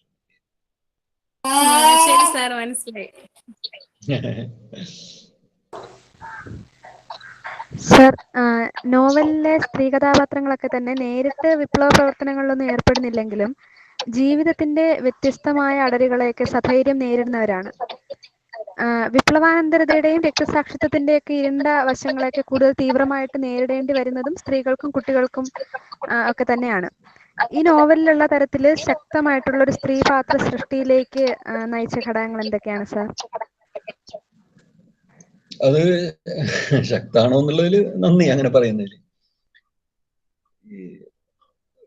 ജീവിതത്തില് സത്യത്തില് നമുക്ക് ചുറ്റുപാടുള്ള ആളുകൾ തന്നെയല്ലേ നമുക്ക് ക്യാരക്ടേഴ്സ്, കഥാപാത്രങ്ങളായിട്ട് വരുന്നത്. നമ്മുടെ ജീവിതത്തിൽ പല ശക്തമായിട്ടുള്ള സ്ത്രീ കഥാപാത്രങ്ങൾ നമ്മൾ കാണുന്നുണ്ട്, അല്ലെങ്കിൽ പുരുഷന്മാരെ കാണുന്നുണ്ട്. അതങ്ങനെ ഈ നേരത്തെ ഈ പേരിന്റെ കാര്യം പറഞ്ഞ പോലെ തന്നെ നമ്മൾ എഴുത്തോ അല്ലെങ്കിൽ കലയായിട്ട് ബന്ധപ്പെട്ട ആളുകൾ ഇതിങ്ങനെ ഈ സമൂഹത്തിൽ തന്നെയല്ലേ ജീവിക്കുന്നത്. സമൂഹത്തിൽ നിന്ന് തന്നെയാണ് നമ്മൾ ഈ വെള്ളവും വളമൊക്കെ വലിച്ചെടുക്കുന്നത്. അപ്പോ അത് വേറെ രീതിയിൽ അതിന്റെ രാസപ്രവർത്തനങ്ങൾ നടക്കുന്നു എന്നുള്ളൂ. അപ്പൊ ഇത് ഒന്നും ഏതെങ്കിലും വേറെ രീതിയിൽ പറയുകയാണെങ്കിൽ, അതാണല്ലോ ഇപ്പൊ നിങ്ങൾ കുറച്ച് മുമ്പ് പറഞ്ഞ ഗ്രന്ഥകാരന്റെ ഭരണം എന്നൊക്കെ പറഞ്ഞ് ആഘോഷിക്കുന്നു ഉത്തരാധുനികത. അപ്പൊ ഗ്രന്ഥകാരൻ എന്ന് പറയുന്നത് ഒരു പല കാര്യങ്ങളുടെ ഒരു കൂട്ടായ്മയാണ് ഒരു യഥാർത്ഥത്തിൽ. ഒറ്റയ്ക്കുള്ള ഒരു ചരിത്രത്തിന്റെ ഏതെങ്കിലും ഘട്ടത്തിൽ വന്ന് പെട്ടെന്ന് മുള പൊട്ടുന്ന ഒരാളല്ല. അപ്പോ അനേകം കാര്യങ്ങളും ഒരുപാട് വർഷങ്ങളുടെ അത് രസമുള്ള ഒരു സംഭവം എന്ന് വെച്ചാൽ പിക്കാസോ, വളരെ പ്രശസ്തനായിട്ടുള്ള ചിത്രകാരൻ പിക്കാസോ ഒരു തെരുവിലൂടെ നടന്നു പോവുകയായിരുന്നു. മാർക്കറ്റിലൂടെ തെരുവിലൂടെ നടന്നു ഒരു സ്ത്രീ പെട്ടെന്ന് വിളിച്ചിട്ട് പറഞ്ഞു, എന്റെ പടം ഒന്ന് വരയ്ക്കണം എന്ന് പറഞ്ഞു. അപ്പൊ അദ്ദേഹം പറഞ്ഞു, അദ്ദേഹം 50 വയസ്സുള്ള ഒരാളാണെന്ന് വിചാരിക്കുന്ന സമയത്ത് അദ്ദേഹം പറഞ്ഞു ശരി പടം വരയ്ക്കാം. അദ്ദേഹം അപ്പൊ തന്നെ ഒരു പേപ്പർ എടുത്തിട്ട് അതിൽ ഇവരെ സ്കെച്ച് ചെയ്ത് അങ്ങോട്ട് കൊടുത്തു. അപ്പൊ എന്നിട്ട് പറഞ്ഞു വലിയൊരു തുക, നമ്മുടെ കേരളത്തില് അല്ലെങ്കിൽ ഇന്ത്യയിൽ പറയുന്നത് 5 കോടി രൂപ തരണം ഇതിന് വില എന്ന് പറഞ്ഞു. അപ്പൊ അവര് വളരെ അത്ഭുതത്തോട് ചോദിച്ചു, ഇത്രയും ചെറിയൊരു സംഭവം ഒരു സെക്കൻഡ് കൊണ്ട് അല്ലെങ്കിൽ ഒരു മിനിറ്റ് കൊണ്ട് നിങ്ങൾ വരച്ചു തന്നതിന് ഇത്രയും കാശ് എങ്ങനെ ചോദിക്കും? അപ്പൊ ഞാനിത് ഒരു സെക്കൻഡ് കൊണ്ടല്ല വരച്ച, 50 കൊല്ലമായിട്ട് ഞാൻ ഈ ഒരു നിമിഷത്തിന് വേണ്ടി പണിയെടുക്കുന്നു. അപ്പൊ 50 വർഷത്തെ ഒരു പ്രവർത്തന ഫലമാണ് ഈ നിങ്ങളുടെ സ്കെച്ച് എന്ന് പറഞ്ഞ പോലെ. ഇത് നമ്മളിപ്പോ ഒരു ക്യാരക്ടറിനെ ബിൽഡ് ചെയ്യുന്നതോ ഒന്നും, അല്ലെങ്കിൽ ഒരാള് പെട്ടെന്ന് ഒരു പ്രത്യേക ചരിത്രത്തിന്റെ സന്ദർഭത്തിൽ വന്നുകൊണ്ട് ഉയർന്നു വരുന്നതല്ല. നമ്മുടെ ജീവിതവുമായിട്ട് ബന്ധപ്പെട്ട് നമ്മുടെ വായന, നിരീക്ഷണങ്ങള്, അനുഭവങ്ങള്, പല കാര്യങ്ങളിൽ നിന്നും പല അംശങ്ങളിൽ നിന്ന് രൂപമെടുക്കുന്ന ഒരു സംഗതിയാണ് കഥാപാത്രങ്ങൾ എന്ന് പറയുന്നത്. കഥാപാത്രങ്ങളുടെ ശക്തി ദൗർബല്യങ്ങളൊക്കെ സമൂഹത്തിലുള്ള ആളുകളുടെ ശക്തി ദൗർബല്യങ്ങളാണ്. അല്ലാതെ എഴുത്തുകാരൻ മനഃപൂർവ്വം പെട്ടെന്ന് ഒരു ഉണ്ണിയാർച്ച ഉണ്ടാക്കാൻ എന്ന് വിചാരിച്ച് നടക്കില്ല. ഉണ്ണിയാർച്ച അതേപോലെ ഒരു ക്യാരക്ടർ അവിടെ ഉള്ളതുകൊണ്ടാണ് നടക്കുന്നത്. ശരി സാർ, നന്ദി സാർ. സാർ, എനിക്ക് ശ്രീനിവാസൻ എന്ന കഥാപാത്രത്തിനെ കുറിച്ചാണ് ചോദിക്കാനുള്ള. നോവലില് സമാന്തരമായിട്ട് സഞ്ചരിക്കുന്ന 2 കഥാപാത്രമാണ് ശിവനും ശ്രീനിവാസനും. ഇത്തരത്തില് ശ്രീനിവാസനെ കേന്ദ്ര കഥാപാത്രമാക്കി അവതരിപ്പിക്കുമ്പോഴും അയാളുടെ തിരോധാനത്തെ എന്തുകൊണ്ട് നോവൽ അവശേഷിപ്പിച്ചു? അയാൾക്ക് എന്ത് സംഭവിച്ചു എന്നുള്ളത് നമുക്ക് അറിയില്ല. യഥാർത്ഥത്തില് മരിച്ചിട്ടുണ്ടാവുന്ന നമ്മൾ ഊഹിക്കുന്നു. അന്നും ഇതേപോലെ ഈ അടിയന്തരാവസ്ഥ കാലത്ത് അങ്ങനെ കുറെ സംഭവങ്ങൾ ഉണ്ടായിട്ടുണ്ടല്ലോ. ഈ ശ്രീനിവാസൻ യഥാർത്ഥത്തില് വളരെ തെളിവോട് കൂടിയിട്ട് അദ്ദേഹത്തിന്റെ ശവം കണ്ടുകിട്ടുകയോ മരിച്ച അവശിഷ്ടങ്ങളെയോ മൃതദേഹത്തിന്റെ അവശിഷ്ടങ്ങൾ കിട്ടുകയാണെങ്കിൽ പിന്നെ ഈ പറഞ്ഞ നോവലിന്റെ അന്വേഷണങ്ങൾ ആവശ്യമില്ല. അപ്പൊ ശിവനെ തന്നെയല്ല, ഇതൊരു ഡിറ്റക്റ്റീവ് നോവലും അല്ല. നമുക്കത് മുഴുവൻ കണ്ടുപിടിച്ചു കൊടുക്കാനായിട്ട് പറ്റില്ല. വായനക്കാരുടെ മനസ്സിൽ ഞാൻ നേരത്തെ പറഞ്ഞ പോലെ പൂർത്തിയാവേണ്ട ഒരു ആവശ്യങ്ങളുണ്ട്. ലോകത്തിലെ എല്ലാ പ്രശ്നങ്ങളും പൂർത്തീകരിക്കും. നമ്മുടെ നിത്യജീവിതത്തിൽ ലോകത്തിലെ എല്ലാ കാര്യങ്ങളും വളരെ വ്യക്തമായി കിട്ടുന്നില്ല. നമ്മുടെ ജീവിതത്തിലും പല നിഗൂഢതകളുണ്ട്. ചില കാര്യങ്ങൾ എന്ത് സംഭവിക്കുന്നു, ചിലത് എന്തുകൊണ്ട് സംഭവിക്കുന്നു, അല്ലെങ്കിൽ എന്തുകൊണ്ടാണ് ഇപ്പോ ഒരു കഥാപാത്രം അല്ലെങ്കിൽ ഒരു മനുഷ്യൻ അയാൾ എവിടെ പോയി എന്നുള്ള അറിയാത്ത, അല്ലെങ്കിൽ അങ്ങനത്തെ നിഗൂഢതകൾ കേരളത്തിൽ ലോകത്ത് നമ്മുടെ ജീവിതത്തിലുണ്ട്. ഈ നിഗൂഢതകളൊക്കെ ഉണ്ടാവുക എന്നുള്ളത് ഒരു എഴുത്തിന്റെ സ്വാഭാവികമായിട്ടുള്ള ഒരു കാര്യമാണ്. അതിൽ നമുക്ക് എല്ലാത്തിനും ഇപ്പോ ഏതെങ്കിലും ഒരു കുറ്റാന്വേഷണ നോവലിലൊക്കെ ഉള്ളത് പോലെ എല്ലാ കാര്യങ്ങളും അന്വേഷിച്ച് തെളിവോട് കൂടിയിട്ട് വായനക്കാർക്ക് കൊടുക്കേണ്ടതായിട്ടുള്ള ഒരു ഉത്തരവാദിത്തം യഥാർത്ഥത്തിൽ ഇല്ല എഴുത്തുകാർ. ഈ നിഗൂഢത തന്നെ എഴുത്തിന്റെ വലിയൊരു പ്രമേയാണെന്നാണ് എൻ്റെ അഭിപ്രായം. ഞാൻ ഇതിനോട് സമീകരിച്ച് പറയില്ല, നല്ല പ്രധാനപ്പെട്ട വർക്കുകളിലൊക്കെ ഈ പറഞ്ഞൊരു മിസ്റ്ററി അവശേഷിക്കുന്നുണ്ട്. എന്ത് സംഭവിച്ചു എന്നുള്ളത് മനസ്സിലാക്കാനാവാതെ അല്ലെങ്കിൽ മനസ്സിലാക്കാൻ ശ്രമിക്കുന്ന, അത് വായനക്കാർക്ക് വിട്ടുകൊടുത്തുകൊണ്ട് ഉള്ള കഥാപാത്ര പ്രമേയ നിർമ്മിതി വലിയ വർക്കുകളിലൊക്കെ നമ്മൾ കണ്ടിട്ടുണ്ട്. ഇത് അങ്ങനെ ഉപയോഗിച്ചു എന്നുള്ളൂ. അത് ഓരോ മനുഷ്യനും അവര് വായനയിലൂടെയോ അല്ലെങ്കിൽ കണ്ടെത്തേണ്ടതായിട്ടുള്ള ഒരു സംഗതിയാണ്. അത് കണ്ടെത്തിയില്ലെങ്കിലും വിഷയമില്ല സത്യത്തിൽ. നോവല് നിങ്ങള് ചോദ്യോത്തര പേപ്പറിൽ ചോദ്യോത്തരം എഴുതി കൊടുക്കുന്നത് പോലെയുള്ള ഒരു സംഗതി അല്ലാതെ അത് കുറെയൊക്കെ നമുക്ക് ദുരൂഹതകളും നിഗൂഢതകളും അവശേഷിച്ചുകൊണ്ട് നിൽക്കാവുന്ന സംഗതി ഉണ്ട് സാഹിത്യരചനകൾക്ക് എന്ന് ഞാൻ വിശ്വസിക്കുന്നു.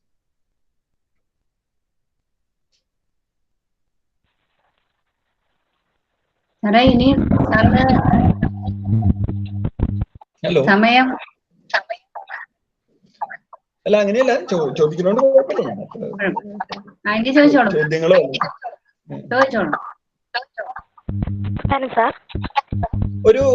ഒരു നിമിഷം ബ്രേക്ക് എടുക്കോ?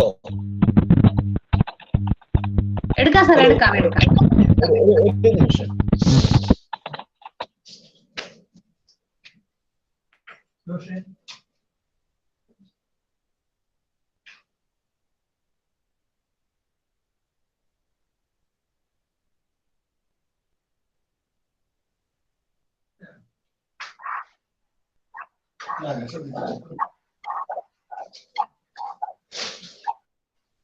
തുടങ്ങാം.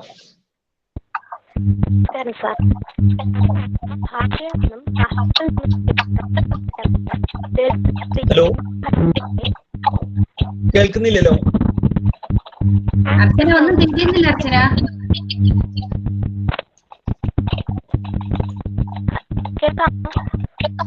കേൾക്കുന്നില്ല.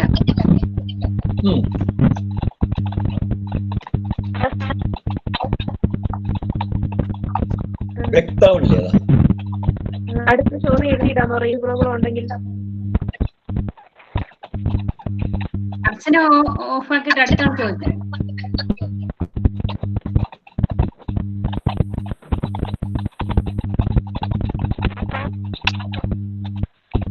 ഹലോ ഹലോ കേൾക്കാൻ പറ്റുന്നുണ്ടോ?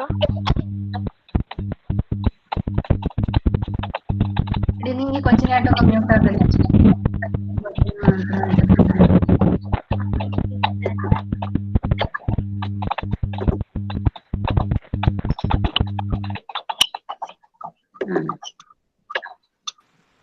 നമസ്കാരം സാർ. നമസ്കാരം. ഞാൻ ചോദിക്കുന്നത് അയ്യക്കുരു എന്ന കഥാപാത്രത്തെ കുറിച്ചാണ്. കരടി അച്ചാച്ചന്റെ വീട്ടിലേക്കുള്ള വഴിയില് ശിവന് വഴികാട്ടിയായത് അയ്യക്കുരുവാണ്. വഴിയിലുടനീളം അദ്ദേഹത്തിന് മാർഗനിർദ്ദേശങ്ങൾ നൽകിയതും അയ്യക്കുരുവാണ്. കരടി അച്ചാച്ചനെ കുറിച്ച് കൂടുതൽ വിവരങ്ങൾ നൽകിയതും അദ്ദേഹം തന്നെ. എന്നാല് പിറ്റേ ദിവസം പാപ്പായിൽ നിന്ന് അറിയുന്നത് അയ്യക്കുരു ഊമയാണെന്നാണ്. അപ്പോ അയ്യക്കുരു എന്ന കഥാപാത്രം സത്യമാണോ മിഥ്യയാണോ എന്ന് അറിയാതെ കുഴങ്ങുന്ന ശിവനെയാണ് നമ്മൾ പിന്നീട് കാണുന്നത്. അധികാരവർഗത്തിന് മുന്നിൽ ഊമയാക്കപ്പെടുന്ന ജനതയുടെ പ്രതിനിധാനമായിട്ടാണോ അയ്യക്കുരുവും അദ്ദേഹത്തെ അടയാളപ്പെടുത്തുന്ന പണിയ സമൂഹവും സൂചിപ്പിക്കുന്നത്? അങ്ങനെ വിചാരിക്കാം. അയ്യക്കുരു പിന്നീട് ഒരു സന്ദർഭത്തിനും കൂടി സംസാരിക്കുന്നുണ്ട് നോവലിന്റെ ഇടയിൽ. അത് നിങ്ങള് വായിക്കുന്നെങ്കിൽ പിന്നീട് ഒരു പ്രത്യേക ഘട്ടത്തിൽ വെച്ച് അയ്യക്കുരു സംസാരിക്കുന്നുണ്ട്. ഈ ഒരു നോവൽ അല്ലെങ്കിൽ കഥയിൽ നമ്മൾ ക്യാരക്ടറിനെ ഉണ്ടാക്കുമ്പോൾ ഒരു സാമാന്യമായിട്ടുള്ള ചില ആവശ്യങ്ങൾ, ചില ക്യാരക്ടറിനെ മുന്നോട്ട് കൊണ്ടുപോകാനുള്ള ചില ആവശ്യങ്ങൾ എഴുത്തുകാരനുണ്ട്. പക്ഷെ അത് നേരത്തെ സൂചിപ്പിച്ചപോലെ തുരുത്ത് ജനിച്ച അധികാരത്തിന്റെ പ്രതിനിധീകരണമാണ്, രൂപകമാണോ എന്ന് ചോദിച്ച പോലെ ഈ ക്യാരക്ടർ പണിയ സമൂഹത്തിന്റെ അല്ലെങ്കിൽ അടിച്ചമർത്തപ്പെട്ട ജനതയുടെ രൂപകാണെന്ന് ഒക്കെ ചോദിച്ചാൽ അത് എഴുത്തുകാരെ സംബന്ധിച്ച് അത് പറയാനായിട്ട് പറ്റില്ല. അങ്ങനെ രൂപകമായിട്ട് എഴുതുന്ന ഒരു രീതിയുണ്ട്. അതിനെ അലിഗറീസ് എന്ന് നമ്മൾ പറയും. ഒരു പ്രത്യേക ഇപ്പോ അധികാരം എന്ന് തന്നെ ഉപയോഗിച്ചുകൊണ്ട് അങ്ങനെ ഈ എഴുതുകളിൽ പ്രത്യേകിച്ച് അങ്ങനെ ഒരുപാട് കഥകളും നോവലൊക്കെ മലയാളത്തിൽ ഉണ്ടായിട്ടുണ്ട്. അപ്പൊ അത് ഒരു ചിഹ്നമായിട്ടൊരു ഒരു സ്ഥലം വരുന്നു, അല്ലെങ്കിൽ ഒരു അധികാരം എന്ന പേരുള്ള രൂപമായിട്ട് ഒരു കഥാപാത്രം വരുന്നു. അങ്ങനെ വളരെ കോൺക്രീറ്റ് ആയിട്ടുള്ള, വളരെ ശക്തമായ ഒരു വ്യക്തമായിട്ട് തിരിച്ചിട്ടുള്ള ഒരു ക്യാരക്ടറുള്ള നിർമ്മിതിയല്ല നമ്മുടെ ശ്രമം. ഒരു എഴുത്തിൽ വരുമ്പോ, നമ്മുടെ നോവലിലൊക്കെ വരുമ്പോ മാനുഷികമായിട്ടുള്ള ചില വ്യതിയാനങ്ങളുള്ള, മാനുഷികമായിട്ടുള്ള ചില തെറ്റുകളും കുറ്റങ്ങളും ഒക്കെയുള്ള, ശരികളും ഒക്കെയുള്ള പല തരത്തിലുള്ള ആളുകളാണ്. ഒരാള് ശരി മാത്രം ചെയ്യുന്ന ഒരാള് കറക്റ്റായിട്ട് ജീവിച്ചു പോകുന്ന ഒരാൾ, അങ്ങനെയുള്ളത് നമ്മുടെ ജീവിതത്തിൽ നമുക്ക് കാണാൻ പറ്റുക. അതുപോലെ തന്നെ ജീവിതത്തിന്റെ വേറെ രീതിയിൽ ആവിഷ്കാരമായതുകൊണ്ട് എഴുത്തിൽ അങ്ങനെ നമുക്ക് പ്രതീക്ഷിക്കുക വയ്യ. അതാണ്. അപ്പൊ ഇതിന്റെ പ്രതീതിയാണോ എന്ന് ചോദിച്ചു കഴിഞ്ഞാൽ അങ്ങനെ നിങ്ങൾക്ക് എടുക്കാം. പക്ഷെ അത് മറ്റൊരു കഥ എഴുതുമ്പോ നമുക്ക് അങ്ങനെ, അത് കഥയുടെ ഒരു പ്രോസസ് അതല്ല. അങ്ങനെ ഒരു മോശം ഒരാളെ ചിത്രീകരിച്ചുകൊണ്ടല്ല. അങ്ങനെ മനസ്സിന്റെ ഉള്ളിൽ കഥ എഴുതുമ്പോൾ അങ്ങനെ വളരെ സാമാന്യമായിട്ടുള്ള ഒരു ബോധം എഴുതുമ്പോൾ ഉണ്ടായിരിക്കും. പക്ഷെ പതുക്കെയാണ് നമ്മൾ ബിൽഡ് ചെയ്യുക. നോവലില് ഒരു ക്യാരക്ടറിനെ ബിൽഡ് ചെയ്യുക. പെട്ടെന്നൊരു ദിവസം അയാൾ ഇങ്ങനെ ആയിട്ട് ഒരു പ്രതീതിയായിട്ട് വരില്ല. അങ്ങനെ തോന്നിപ്പിക്കുന്ന തരത്തിലുള്ള, അതിനെയാണ് നമ്മൾ ഈ ക്യാരക്ടറിനെ ബിൽഡ് ചെയ്തെടുക്കുക എന്ന് പറയുന്നത്. അതിലുള്ള ശ്രമങ്ങളാണ് നടന്നിട്ടുള്ളത്. അപ്പൊ അങ്ങനെ തോന്നുന്നുണ്ടെങ്കിൽ, ഇപ്പോ ചോദ്യകർത്താവിന് തോന്നുന്നുണ്ടെങ്കിൽ ആ രീതിയിൽ കഥാപാത്ര നിർമ്മിതി ശരിയായെന്ന് മാത്രമേ പറയാൻ പറ്റുള്ളൂ. അതാണ് എന്റെ ഉത്തരമല്ല, എന്റെ അഭിപ്രായം. വളരെ നന്ദി സാർ. സന്തോഷം. നമസ്കാരം സാർ. കാൽപ്പനികനായ ഒരു വിഡ്ഢി കൂടി മരിച്ചു എന്ന് ശിവൻ ചിത്രം കുറൂറിന്റെ മരണത്തെ കുറിച്ച് പറയുന്നുണ്ടല്ലോ. ശ്രീനിവാസൻ ചിത്രം കുറൂർ ഇവരെ രാഷ്ട്രീയ ലക്ഷ്യം പ്രചരിപ്പിക്കുവാനുള്ള ഉപകരണമായി കാണുന്നു. ഒടുവിൽ അധികാരവർഗ നിലപാടുകളുടെ രക്തസാക്ഷിയായി ഇവർ മാറുന്നു. ഇങ്ങനെ രക്തസാക്ഷിയാക്കപ്പെട്ട രാഷ്ട്രീയ സാംസ്കാരിക പരിസരം കൂടി ഇത്തരം കഥാപാത്ര സൃഷ്ടിക്ക് പ്രേരകമായിരുന്നു.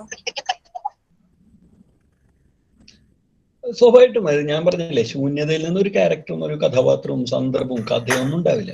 പക്ഷെ ഈ അന്ന് കാലത്തെ ഈ പറഞ്ഞിട്ടുള്ള 60-70 80 വരെയുള്ള ഒരു ചരിത്രത്തിലുള്ള ഒരുപാട് ക്യാരക്ടേഴ്സിന്റെ അംശങ്ങൾ സ്വാഭാവികമായിട്ടും ഈ അന്ധകാരനഴിയുടെ പുറകിലുണ്ടായിരിക്കും. അത് പ്രത്യേകിച്ച് നമുക്ക് ഇങ്ങനെ ചൂണ്ടിക്കാണിക്കുക ഇന്ന ക്യാരക്ടറാണോ എന്ന് ചോദിച്ചാൽ അങ്ങനെ പറ്റില്ല. പക്ഷെ അങ്ങനെയുള്ള പല ക്യാരക്ടേഴ്സിന്റെയും സൂചനകള് നമുക്ക് ഈ അന്ധകാരനഴിയുടെ നിർമ്മിതിയിൽ ഉപയോഗിച്ചിട്ടുണ്ട്.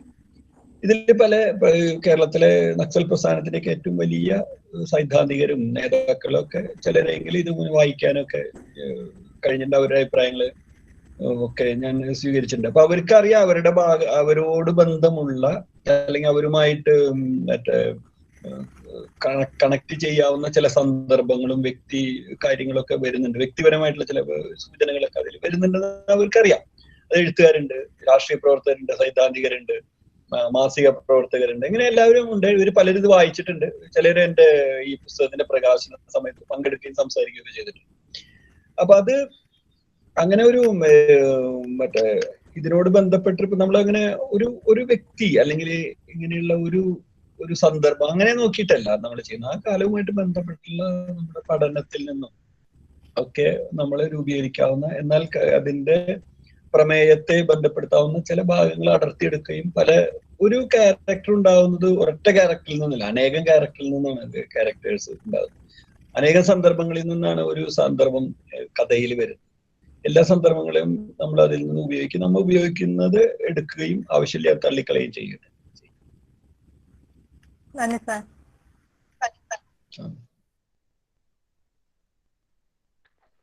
നമസ്കാരം സാർ. എന്റെ ചോദ്യം 70കളിലെ രാഷ്ട്രീയ ഗതിമാറ്റങ്ങളും സമൂഹത്തിലെ ദളിത് സ്ത്രീ സമീപനങ്ങളുമാണല്ലോ അന്ധകാരനഴിയിലെ പ്രതിപാദ്യം. അന്നത്തെ സമൂഹത്തിലെ ദളിത് സ്ത്രീ സമീപനങ്ങൾക്ക് ഇന്ന് മാറ്റം സംഭവിച്ചിട്ടുള്ളതായി തോന്നിയിട്ടുണ്ടോ? തീർച്ചയായിട്ടും തോന്നിയിട്ടുണ്ടല്ലോ. അന്നത്തെ കേരളം അല്ല ഇന്നത്തെ കേരളം. അന്നത്തെ ലോകം മാറുക എന്ന് പറയുന്നത് തീർച്ചയായിട്ടും ഞാൻ പറഞ്ഞതുപോലെ അന്ന് 70കളിലൊക്കെ ലോകത്തിലെ കുറെ ഭാഗങ്ങളെങ്കിലും ഈ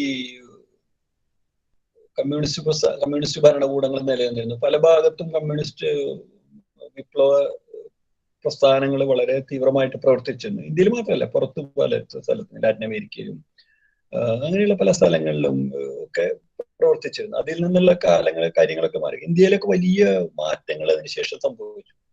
കഴിഞ്ഞ ഒരു 50 വർഷം എന്ന് പറയുന്നത് വലിയ മാറ്റങ്ങൾ സംഭവിച്ചിട്ടുള്ള കാലമാണ്. അതിന് പ്രധാനപ്പെട്ട പല കാര്യങ്ങളുണ്ട്. ഒന്ന്, ഈ അടിയന്തരാവസ്ഥയ്ക്ക് ശേഷം ഉണ്ടായിട്ടുള്ള ചില ചെറിയ കാലഘട്ടമാണെങ്കിൽ ഒരു ഭരണകൂടം വരുന്നു. വലിയ ഇന്ദിരാഗാന്ധിയെ പോലെയുള്ള വലിയൊരു നേതാവിനെ പോലും തോൽപ്പിക്കാൻ പരിപക്വമായിട്ടുള്ള ഒരു ജനാധിപത്യം നമുക്കുണ്ട് എന്ന് ഒരു തിരിച്ചറിവ് ആ കാലത്ത് ഉണ്ടായിട്ടുണ്ട്. പരീക്ഷണങ്ങൾ പോയിട്ടുണ്ട്. അതിനുശേഷം ഒരു 10 വർഷമൊക്കെ കഴിയുമ്പോഴേക്കും ലോകത്തിലെ വളരെ പ്രധാനപ്പെട്ട ഭരണകൂടങ്ങള് പല കാരണങ്ങൾ കൊണ്ട് ഛിന്ന ഭിന്നമായി. ഇന്ത്യയിൽ തന്നെ പലപ്പോഴും 92-കളില് ബാബറി മസ്ജിദ് പൊളിക്കുകയുണ്ടായി. അതിനുശേഷമുള്ള വർഗീയ ധ്രുവീകരണം നടന്നിട്ടുണ്ട്. ലോകത്ത് മൊത്തത്തിൽ വർഗീയ ധ്രുവീകരണം നടന്നിട്ടുണ്ട്. അഭയാർത്ഥികൾ ഉണ്ടായിട്ടുണ്ട്. ഒരുപാട് 60 ലക്ഷം ആളുകൾ മറ്റേ ഇപ്പോൾ അഭയാർത്ഥികളെ ലോകത്ത് മുഴുവൻ അലഞ്ഞുകൊണ്ടിരിക്കുന്നത്. ലോകത്ത് പല രാജ്യങ്ങളിലും അതിർത്തികൾ കെട്ടുന്നു, മതിലുണ്ടാക്കുന്നു. മതിൽ പൊളിഞ്ഞ കാലഘട്ടമാണ് 80ന്റെ അവസാനം. അത് ഇപ്പൊ മതിൽ കെട്ടിക്കൊണ്ടിരിക്കുകയാണ്. പല സ്ഥലത്തും വേലികൾ ഉയർത്തുന്നു. കഴിഞ്ഞ ഇപ്പോ പുറത്തു പോകുന്ന ട്രംപ് മെക്സിക്കൻ അതിർത്തിയിൽ മതിൽ കെട്ടാൻ തയ്യാറായിരുന്ന ഒരാളാണ്. ലോകത്തിലെ വലിയൊരു വേലി ബെൽജിയൻ അതിർത്തിയിലൊക്കെ, ബെൽജിയം എന്നൊക്കെ പറയുമ്പോൾ മാർക്സ് ഒക്കെ വന്ന് ജർമ്മനിയിലൊക്കെ പോയി ഇങ്ങനെ യാത്ര ചെയ്തുകൊണ്ടിരുന്ന സ്ഥലങ്ങളിൽ ആണ് സമയങ്ങൾ. അപ്പൊ ഇതൊക്കെ ഇങ്ങനെ യൂറോപ്പും അങ്ങനെ എല്ലാം സ്വയം ഇങ്ങനെ ഒതുങ്ങിക്കൊണ്ട് നീങ്ങുന്ന ഒരു കാലഘട്ടം നമ്മൾ കാണുന്നു. ഇന്ത്യയിൽ ഈ നേരത്തെ പറഞ്ഞ പോലെ വർഗീയ ധ്രുവീകരണം വരുന്നു. അതിനെ പോലെ തന്നെ ഈ വർഗം എന്നുള്ള ഇതിൽ നിന്ന് മാറിയിട്ട് ജാതിയെ പറ്റിയുള്ള ചില ചോദ്യങ്ങളൊക്കെ ഉയർന്നിട്ടുള്ള ഒരു കാലഘട്ടം കൂടിയാണ്. മണ്ഡൽ കമ്മീഷൻ റിപ്പോർട്ട് വരികയും സ്വത്വവാദത്തെ പറ്റിയുള്ള ചില അന്വേഷണങ്ങൾ വരികയും സ്ത്രീ വിമോചനം, അതുപോലെ തന്നെ നമ്മളെ വിചാരിക്കാത്ത രീതിയിലുള്ള ചില മുന്നേറ്റങ്ങൾ, പ്രതീക്ഷിക്കാത്ത രീതിയിലുള്ള ചില നേതാക്കളുടെ കടന്നുവരവ്, അങ്ങനെയുള്ള വലിയ മാറ്റങ്ങൾ 10-50 കൊല്ലം കൊണ്ട് ഉണ്ടായിട്ടുണ്ടെന്നുള്ള യാതൊരു സംശയമില്ല. അതാണല്ലോ ഈ ഡൈനാമിക്സ് ഉണ്ടാകുന്നതുകൊണ്ടാണ് സമൂഹം മാറുന്നത്. അത് ചിലതെല്ലാം ഇപ്പൊ നമുക്കത് അറിയില്ല, കുറെ കഴിയുമ്പോൾ നമുക്കത് പുരോഗമനാത്മകമാണ് എന്ന് തിരിച്ചറിയാൻ കഴിയും. ചിലപ്പോൾ നേരെ തിരിച്ചാവാം. പിന്നെ വലിയ മാറ്റം ഉണ്ടായിട്ടുണ്ട്. അത് 70കളുടെ പശ്ചാത്തലത്തിലുള്ള ഒരു വർക്ക് ഇപ്പോഴത്തെ ഇതേ പശ്ചാത്തലത്തിൽ ഇന്ന് എഴുതാനായിട്ട് പറ്റില്ല. വലിയ മാറ്റങ്ങൾ വരുന്നുണ്ട്. ആ മാറ്റം സ്വാഭാവികമായിട്ട് നമ്മളിങ്ങനെ പതുക്കെ പതുക്കെ കലയിലും ഒക്കെ വരും എന്നുള്ളതാണ് എൻ്റെ വിശ്വാസം. മാറ്റമുണ്ട്. ഇതിനെ പറ്റിയിട്ടുള്ള ഒരു ചോദ്യം, ഈ ചോദ്യം ഇതിനൊരു ഉത്തരമല്ല, ഞാൻ പറയുന്നത് എൻ്റെ ഒരു അഭിപ്രായമാണ് പറയുന്നത്. അതുകൊണ്ട് okay sir, thank you sir. നമസ്കാരം സാർ. ഈ നോവലിന്റെ പിന്നാമ്പുറങ്ങളിലൂടെ സഞ്ചരിച്ചപ്പോൾ ഉണ്ടായ അനുഭവം പങ്കുവയ്ക്കാമോ? എനിക്ക് മനസ്സിലായില്ല, അത് ചോദ്യം മനസ്സിലായില്ല. രചനാവേളകളിൽ നമ്മൾ അത് ഞാൻ സൂചിപ്പിച്ചു. അത് ഒരു നോവൽ എഴുതുമ്പോൾ ഉണ്ടാവുന്ന പ്രശ്നങ്ങള്, നോവലിന്റെ ഒരു ഘടന വലിയ പ്രധാനമാണ്, അതിലെ രൂപം. അപ്പൊ നമ്മൾ പ്രമേയം ഉണ്ടാവുന്നു, അതിനോട് അനുയോജ്യമായിട്ടുള്ള ഒരു രൂപം ഉണ്ടാക്കിയെടുക്കുക, കഥ പറയാനുള്ള ഒരു രീതി തയ്യാറാക്കിയെടുക്കുക എന്നുള്ള വളരെ ഒരു വെല്ലുവിളിയാണ്. ഇത് ഇപ്പൊ ഈ പ്രമേയം ഒരു ഒരു ഒരു മങ്ങിയ സ്കെച്ച് പോലെ നമ്മുടെ കയ്യിലുണ്ട്. ഇതെങ്ങനെ പറയും, ഏത് ക്യാരക്ടേഴ്സിനെ വെക്കും, ഏത് ക്യാരക്ടേഴ്സ് ഏത് രീതിയിൽ, പ്രത്യേകിച്ച് ഈ കഥ, ഈ അന്ധകാരയുടെ ഘടന എന്ന് നിരച്ച് നോൺ ലീനിയർ ആയിട്ടുള്ള നറേഷനാണ്. പല മാറി മറിഞ്ഞു വരുന്നു, കഥയുടെ പാതിയിൽ നിന്നാണ് അത് പലപ്പോഴും തുടങ്ങുന്നത്. ഇങ്ങനെയൊക്കെയുള്ള കാര്യങ്ങൾ ഞാൻ സൂചിപ്പിച്ചു. അപ്പൊ ആ സമയത്ത് അതെങ്ങനെ ഒരു വ്യക്തമാക്കി എഴുതാൻ പറ്റുന്നുള്ളതാണ് ഏറ്റവും വലിയ ചലഞ്ച്. പിന്നെ അതില് കൊണ്ടുവരുന്ന ക്യാരക്ടേഴ്സിനെ പറ്റിയുള്ള പഠനം, അതിനെ കുറിച്ച് പണി അന്ന് കാലത്ത് അങ്ങനെ ചെയ്തിട്ടുണ്ട്. ഇപ്പോ കാലത്തുള്ള ചരിത്ര പുസ്തകങ്ങൾ വായിക്കാനും ലേഖനങ്ങൾ വായിക്കാനും പ്രസിദ്ധീകൃതമല്ലാത്ത ചില രചനകൾ കണ്ടെത്തി വായിക്കാൻ, ആളുകളായിട്ട് സംസാരിക്കാനൊക്കെ ശ്രമിച്ചിട്ടുണ്ട്. അത്തരത്തിൽ ചില ഭാഗങ്ങളിൽ ചില യാത്ര പോകാനും ഒക്കെ ഉണ്ടായിട്ടുണ്ട്. പക്ഷെ അതൊക്കെ മുഴുവനായിട്ട് നോവലിൽ കൊണ്ടുവരിക എന്നുള്ളത് ശരിയല്ല, എളുപ്പമല്ല, ശരിയല്ല.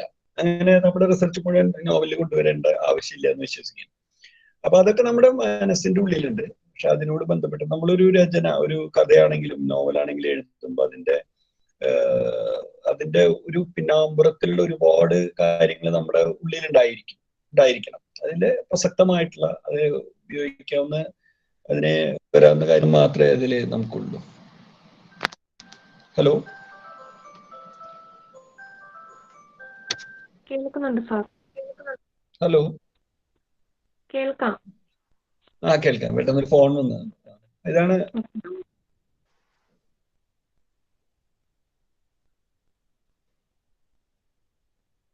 വാസ്തവത്തിൽ ഞങ്ങൾക്ക് ഈ അടിയന്തരാവസ്ഥ, നക്സലിസ് അങ്ങനെയുള്ള ഒരു പരിസരം ഞങ്ങൾക്ക് ഒരു പുതിയൊരു അനുഭവമാണ് തന്നത്. മറ്റ് പഠിക്കാനുള്ള മറ്റ് നോവൽ, ഖസാക്കിന്റെ ഇതിഹാസം, ആയുസിന്റെ പുസ്തകം, അങ്ങനെയുള്ളതൊക്കെ ഞങ്ങളുടെ ഒരു പരിസരത്തിൽ നിന്നുകൊണ്ട് ഞങ്ങൾക്കത് വായിക്കാനും വിലയിരുത്താനും അത്യാവശ്യം നന്നായിട്ട് കഴിയുന്നു. അപ്പം അന്ധകാരനഴി അത് ഒരു തീവ്രമായ ഒരു വിഷയം ഉൾക്കൊള്ളുന്ന ഒരു കൃതി. ഞങ്ങൾക്ക് വളരെ വ്യക്തമായിട്ട് മനസ്സിലാക്കാനായിട്ട് സാറുമായിട്ടുള്ള സംവാദത്തിലൂടെ കഴിഞ്ഞു. അപ്പൊ എന്റെയും ഞങ്ങൾ സഹപാഠികളുടെയും സുഹൃത്തുക്കളുടെ എല്ലാവരുടെയും പേരിൽ നന്ദി പറയുകയാണ്.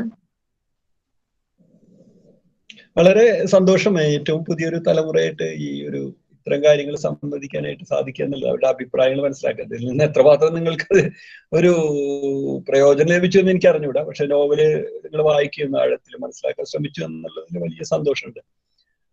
ഇത്തരം ഒരു ചർച്ചയിൽ പങ്കെടുക്കാൻ കഴിഞ്ഞതിലുള്ള എൻ്റെ സ്നേഹവും നന്ദിയും ഞാൻ നിങ്ങളുടെ അധ്യാപകരോട്, ഗംഗാദേവി ടീച്ചറും ശോഭയൊക്കെ നമ്മുടെ സുഹൃത്തുക്കളാണ്, അവരോടൊക്കെ എൻ്റെ നന്ദി അറിയിക്കുന്നു, സ്നേഹം. അപ്പോ അവസാനിപ്പിക്കല്ലേ ഇത് ലേഖനം? അല്ല, ഇത് ഗംഗ ടീച്ചർ സംസാരിക്കുന്നു.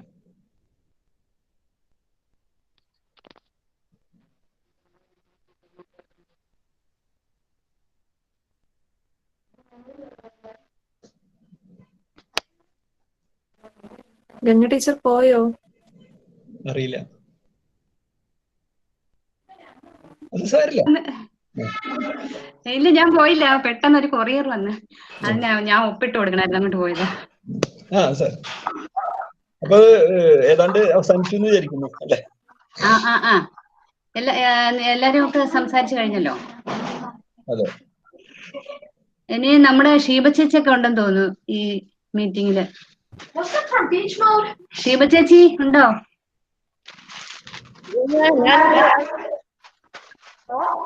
പറഞ്ഞോളൂ. ഒന്നുമില്ലടാ, ഞാൻ സന്തോഷ് കുമാർ വരുന്നു എന്ന് കണ്ടതുകൊണ്ടേ ആ അതൊന്ന് കേൾക്കാൻ വേണ്ടി ഇരുന്ന ആ നീ ആ എന്നെ ആ ശ്രദ്ധിച്ചില്ലേ? എനിക്ക് ഈ നോവല് വളരെ ഇഷ്ടപ്പെട്ട നോവലാണ്. അതുകൊണ്ട് സത്യമാഷ ഷെയർ ചെയ്തായിരുന്നു ലിങ്ക്. ആ ആ ആ അപ്പൊ ഒന്ന് കേൾക്കാൻ വിചാരിച്ചാണ്. എന്തായാലും നീ വിളിച്ച സ്ഥിതിക്ക് ഇത് നിങ്ങളെ കുട്ടികൾ വളരെ നന്നായിട്ട് ചർച്ചയിൽ പങ്കെടുത്തു എന്നുള്ളത് ഒരു നല്ല കാര്യം കേട്ടോ. എല്ലാരും ആ വായിക്കുകയും നന്നായിട്ട് ആ ചർച്ച ചെയ്യുകയും ചെയ്തു.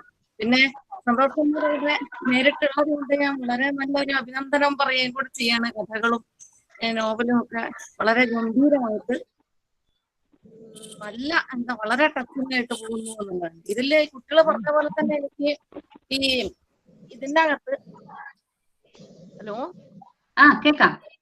ഇതിനകത്ത് ഈ ശകുന്തള ഒരു വലിയ വളരെ ശക്തയായ ഒരു സ്ത്രീയാണ്. ശരിക്കും നമ്മള് പിന്നെ ഇക്കാലത്ത് പോലും നമ്മള് ചെയ്യാൻ മടിക്കാത്ത തരത്തിലുള്ള ഒരു അന്വേഷണം ശരിക്കും നടത്തുകയും ആരൊക്കെ എന്തൊക്കെ എതിർത്തിട്ടും എനിക്ക് തോന്നുന്ന ശിവനേക്കാളൊക്കെ ശിവൻ വലിയ വിപ്ലവ നേതാവായിട്ടും ശിവൻ ചെയ്ത പ്രവർത്തനത്തെക്കാൾ ഒരുപാട് തരത്തിൽ ഇവര് തന്റെ പരിമിതിയിൽ നിന്നുകൊണ്ട് പ്രവർത്തിക്കുന്നുണ്ട് ഈ ശകുന്തള. അവരും ഭർത്താവിനെ കാണാതാവുന്ന ദിവസം വരെ സത്യത്തിന് അതിനെക്കുറിച്ച് അവര് പറയുന്ന അന്നാണ് എനിക്ക് പ്രായപൂർത്തിയായതെന്നാണ്. അതായത് അതുവരെ ഒന്നും ചെയ്യാൻ അറിയില്ലാത്ത ബസ്സിൽ പോലും തന്നെ കയറാത്ത ഒരു സ്ത്രീ പിന്നെ ഏത് വിധത്തിലുള്ള വളർച്ചയാണ് വളർന്നിരിക്കുന്നതെന്നാണ്. ഒരുപാട് നല്ല സാധ്യതയിലേക്ക് ഉയർത്തിയിട്ടുണ്ട്. ഇരകളെ എനിക്ക് നോവല് വായിച്ചു കഴിഞ്ഞതിന് ശേഷം അതിനകത്തുള്ള ഇരകളാണ് എനിക്ക് സത്യമായിട്ട് തോന്നിയത്.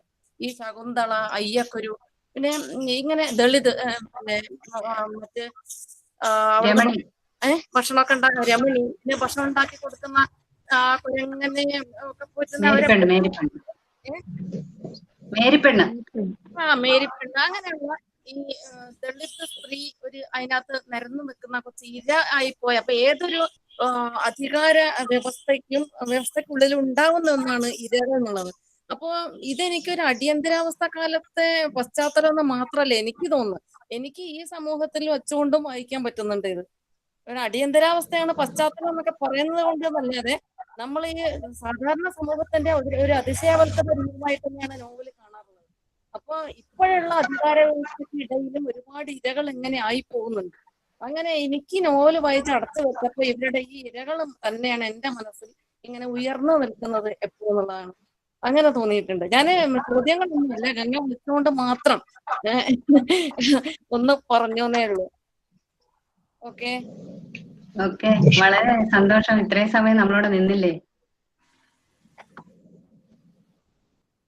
ശുഭ സാറുണ്ടോ?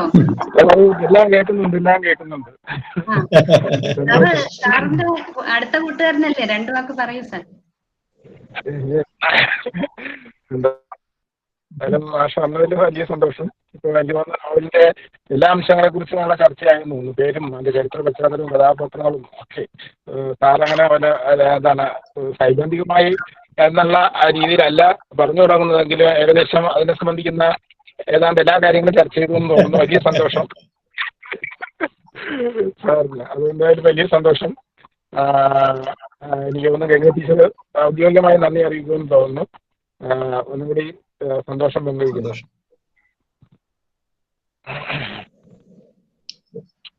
ശരി സാർ, നമുക്കെന്നാ പരിപാടി വൈൻഡപ്പ് ചെയ്യാം അല്ലേ? നമ്മള് സർക്കാർ വനിതാ കോളേജില് മലയാള വിഭാഗം എഴുത്തുകാരനും കൃതിയും എന്ന ഒരു സംവാദ പരമ്പരയ്ക്ക് ഇന്ന് നമ്മൾ തുടക്കം കുറിച്ചിരിക്കുകയാണ്. വളരെ അർത്ഥപൂർണമായ ക്രിയാത്മകമായ ചർച്ചയും അതുപോലെ സംവാദവും പിന്നെ ഒരു എഴുത്തുകാരന് പറയാനുള്ളതും കുട്ടികൾക്ക് സംവദിക്കാനുള്ളതുമായ ഒരുപാട് കാര്യങ്ങൾ നമ്മൾ ഈ ചർച്ചയിലൂടെ സംസാരിച്ച് കടന്നുപോയി. ഈ നോവലിനെ കുറിച്ച് ഒരുപാട് പിന്നെ കുട്ടികൾക്കുണ്ടായിരുന്ന ചില അവ്യക്തതകളൊക്കെ ഉണ്ടായിരുന്നു. എല്ലാ കാര്യങ്ങളും സാറ് ആദ്യം കുറച്ച് സംസാരിക്കുകയും അവര് ചോദിച്ച എല്ലാ സംശയങ്ങൾക്കും വളരെ വ്യക്തമായ ഒരു മറുപടിയും വിശദീകരണവും ഒക്കെ നന്നായിട്ട് കൊടുക്കുകയും ചെയ്തിട്ടുണ്ട്.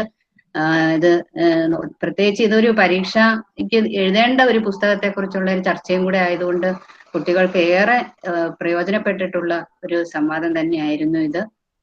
പിന്നെ നമുക്ക് ഇങ്ങനെയുള്ളൊരു ആശയം മനസ്സിൽ ഉദിച്ചപ്പോൾ തന്നെ സന്തോഷ് കുമാർ സാറിനെ ഞാൻ വിളിക്കുകയും സാറത് ചെയ്യാമെന്ന് സമ്മതിക്കുകയും ചെയ്തു.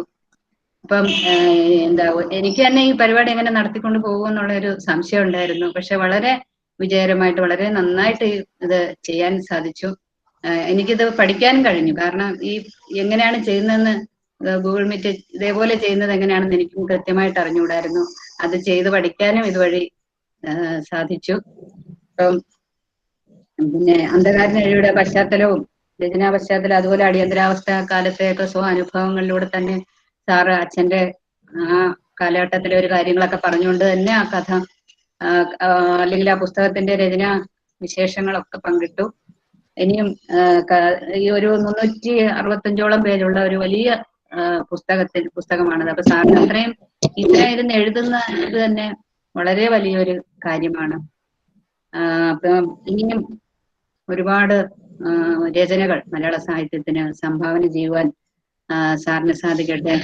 സാഹിത്യത്തിന്റെ ലോകത്ത് വളരെ ദൂരം മുന്നോട്ട് വളരെ സന്തോഷത്തോടു കൂടി തന്നെ പോകുവാൻ സാറിന് കഴിയട്ടെ എന്ന് പ്രാർത്ഥിക്കുന്നു. ഞങ്ങളോടൊപ്പം ഇത്രയും നേരം സംസാരിക്കുകയും എല്ലാം തുറന്ന് പറയുകയും ഒക്കെ ചെയ്ത സാറിന് വനിതാ കോളേജിന്റെ മലയാള വിഭാഗത്തിന്റെയും എൻ്റെ MA കുട്ടികളുടെയും എല്ലാം പേരിലുള്ള സ്നേഹാദരപൂർവമായ നന്ദി അറിയിച്ചു കൊള്ളുന്നു. ഞങ്ങള് പിന്നെ എന്താണ് ഒരുപാട് ഈ പുസ്തകം പഠിക്കുമ്പോൾ കുറെ പ്രതിസന്ധികൾ ഉണ്ടായിരുന്നു. കാരണം ഒന്നാമതേ ലോക്ക്ഡൌണിലാണ്, കുട്ടികൾക്ക് ആർക്കും പരസ്പരം കാണാൻ പറ്റുന്നില്ല. പുസ്തകമാണെങ്കിൽ ആർക്കും ഒരു ലൈബ്രറിയിൽ പോയി എടുക്കാൻ പറ്റുന്നില്ല, ഒരു കടയിൽ പോയി പുസ്തകം വാങ്ങാൻ പറ്റുന്നില്ല. ഇങ്ങനെയൊക്കെ ഒരുപാട് പ്രതിസന്ധികളിലൂടെ ഈ പുസ്തകത്തിലുള്ള പ്രതിസന്ധി പോലെ തന്നെ അല്ലെങ്കിൽ ശകുന്തള അനുഭവിക്കുന്ന പ്രതിസന്ധിയെ പോലെ തന്നെ ഞങ്ങളും ഒരുപാട് കാണാതിരുന്നുകൊണ്ടുള്ള പിന്നെ പ്രതിസന്ധികൾ അനുഭവിച്ചാണ് ഈ പുസ്തകം പഠിച്ചത്. കുറച്ച് കഷ്ടപ്പെട്ട് തന്നെയാണ് അത് വായിച്ചെടുത്തത്. അപ്പൊ ഇപ്പൊ നമുക്കതെല്ലാം ഒന്ന് തുറന്ന് ഒരു വളരെ ലാഘവത്തോടുകൂടി നമുക്ക് പരീക്ഷയെ സമീപിക്കുവാനും സാധിക്കും. സാറിന് വളരെ വളരെ നന്ദി അറിയിക്കുന്നു. പിന്നെ നമ്മുടെ ഈ പരിപാടിയിൽ പങ്കെടുത്ത എല്ലാവർക്കും, പിന്നെ ശുഭ സാറ്, പിന്നെ നമ്മുടെ മലയാള വിഭാഗത്തിലെ അധ്യാപകര്, കോഴിക്കോട് ആർട്സ് ആൻഡ് സയൻസ് കോളേജിൽ നിന്ന് നമ്മളോട് ഇപ്പൊ സംസാരിച്ച ബേബി ശിവ ടീച്ചർ, ശിവ ചേച്ചി എന്നാണ് ഞാൻ വിളിക്കുന്നത്, ശിവ ചേച്ചിക്ക്, പിന്നെ ഈ പരിപാടിയെല്ലാം അവതരിപ്പിച്ചത് ഇതിനെ ഏറ്റവും മുമ്പോട്ട് കൊണ്ടുപോയത് അനുവാണ്, MA ക്ലാസ്സിലെ അനുവാണ്. എല്ലാം ഒന്ന് ഒതുക്കി അതിന്റെ ചിട്ടവട്ടങ്ങളിൽ നിന്നുകൊണ്ട് എല്ലാം എടുത്ത് കൊണ്ടുപോയ അനുവിനും, അതുപോലെ MA ക്ലാസ്സിലെ എല്ലാ കുട്ടികൾക്കും, അതുപോലെ BA ക്ലാസ്സിലെ പിന്നെ പുറത്തുനിന്ന് കുറച്ച് ആളുകളൊക്കെ ഇതിനകത്ത് ഉണ്ടായിരുന്നു, യൂണിവേഴ്സിറ്റി കോളേജിലെ കുട്ടികളുണ്ടായിരുന്നു. എല്ലാവർക്കും വളരെ ഹൃദയം നിറഞ്ഞ നന്ദി അറിയിക്കുന്നു. വളരെ സന്തോഷത്തോടു കൂടി എല്ലാവർക്കും നന്ദി. നമസ്കാരം. നമസ്കാരം സാർ. നമസ്കാരം. ഞാൻ വിളിക്കാം സാർ, വിളിക്കാം. ആയിക്കോട്ടെ. കഴിഞ്ഞല്ലോ അല്ലേ? ആ.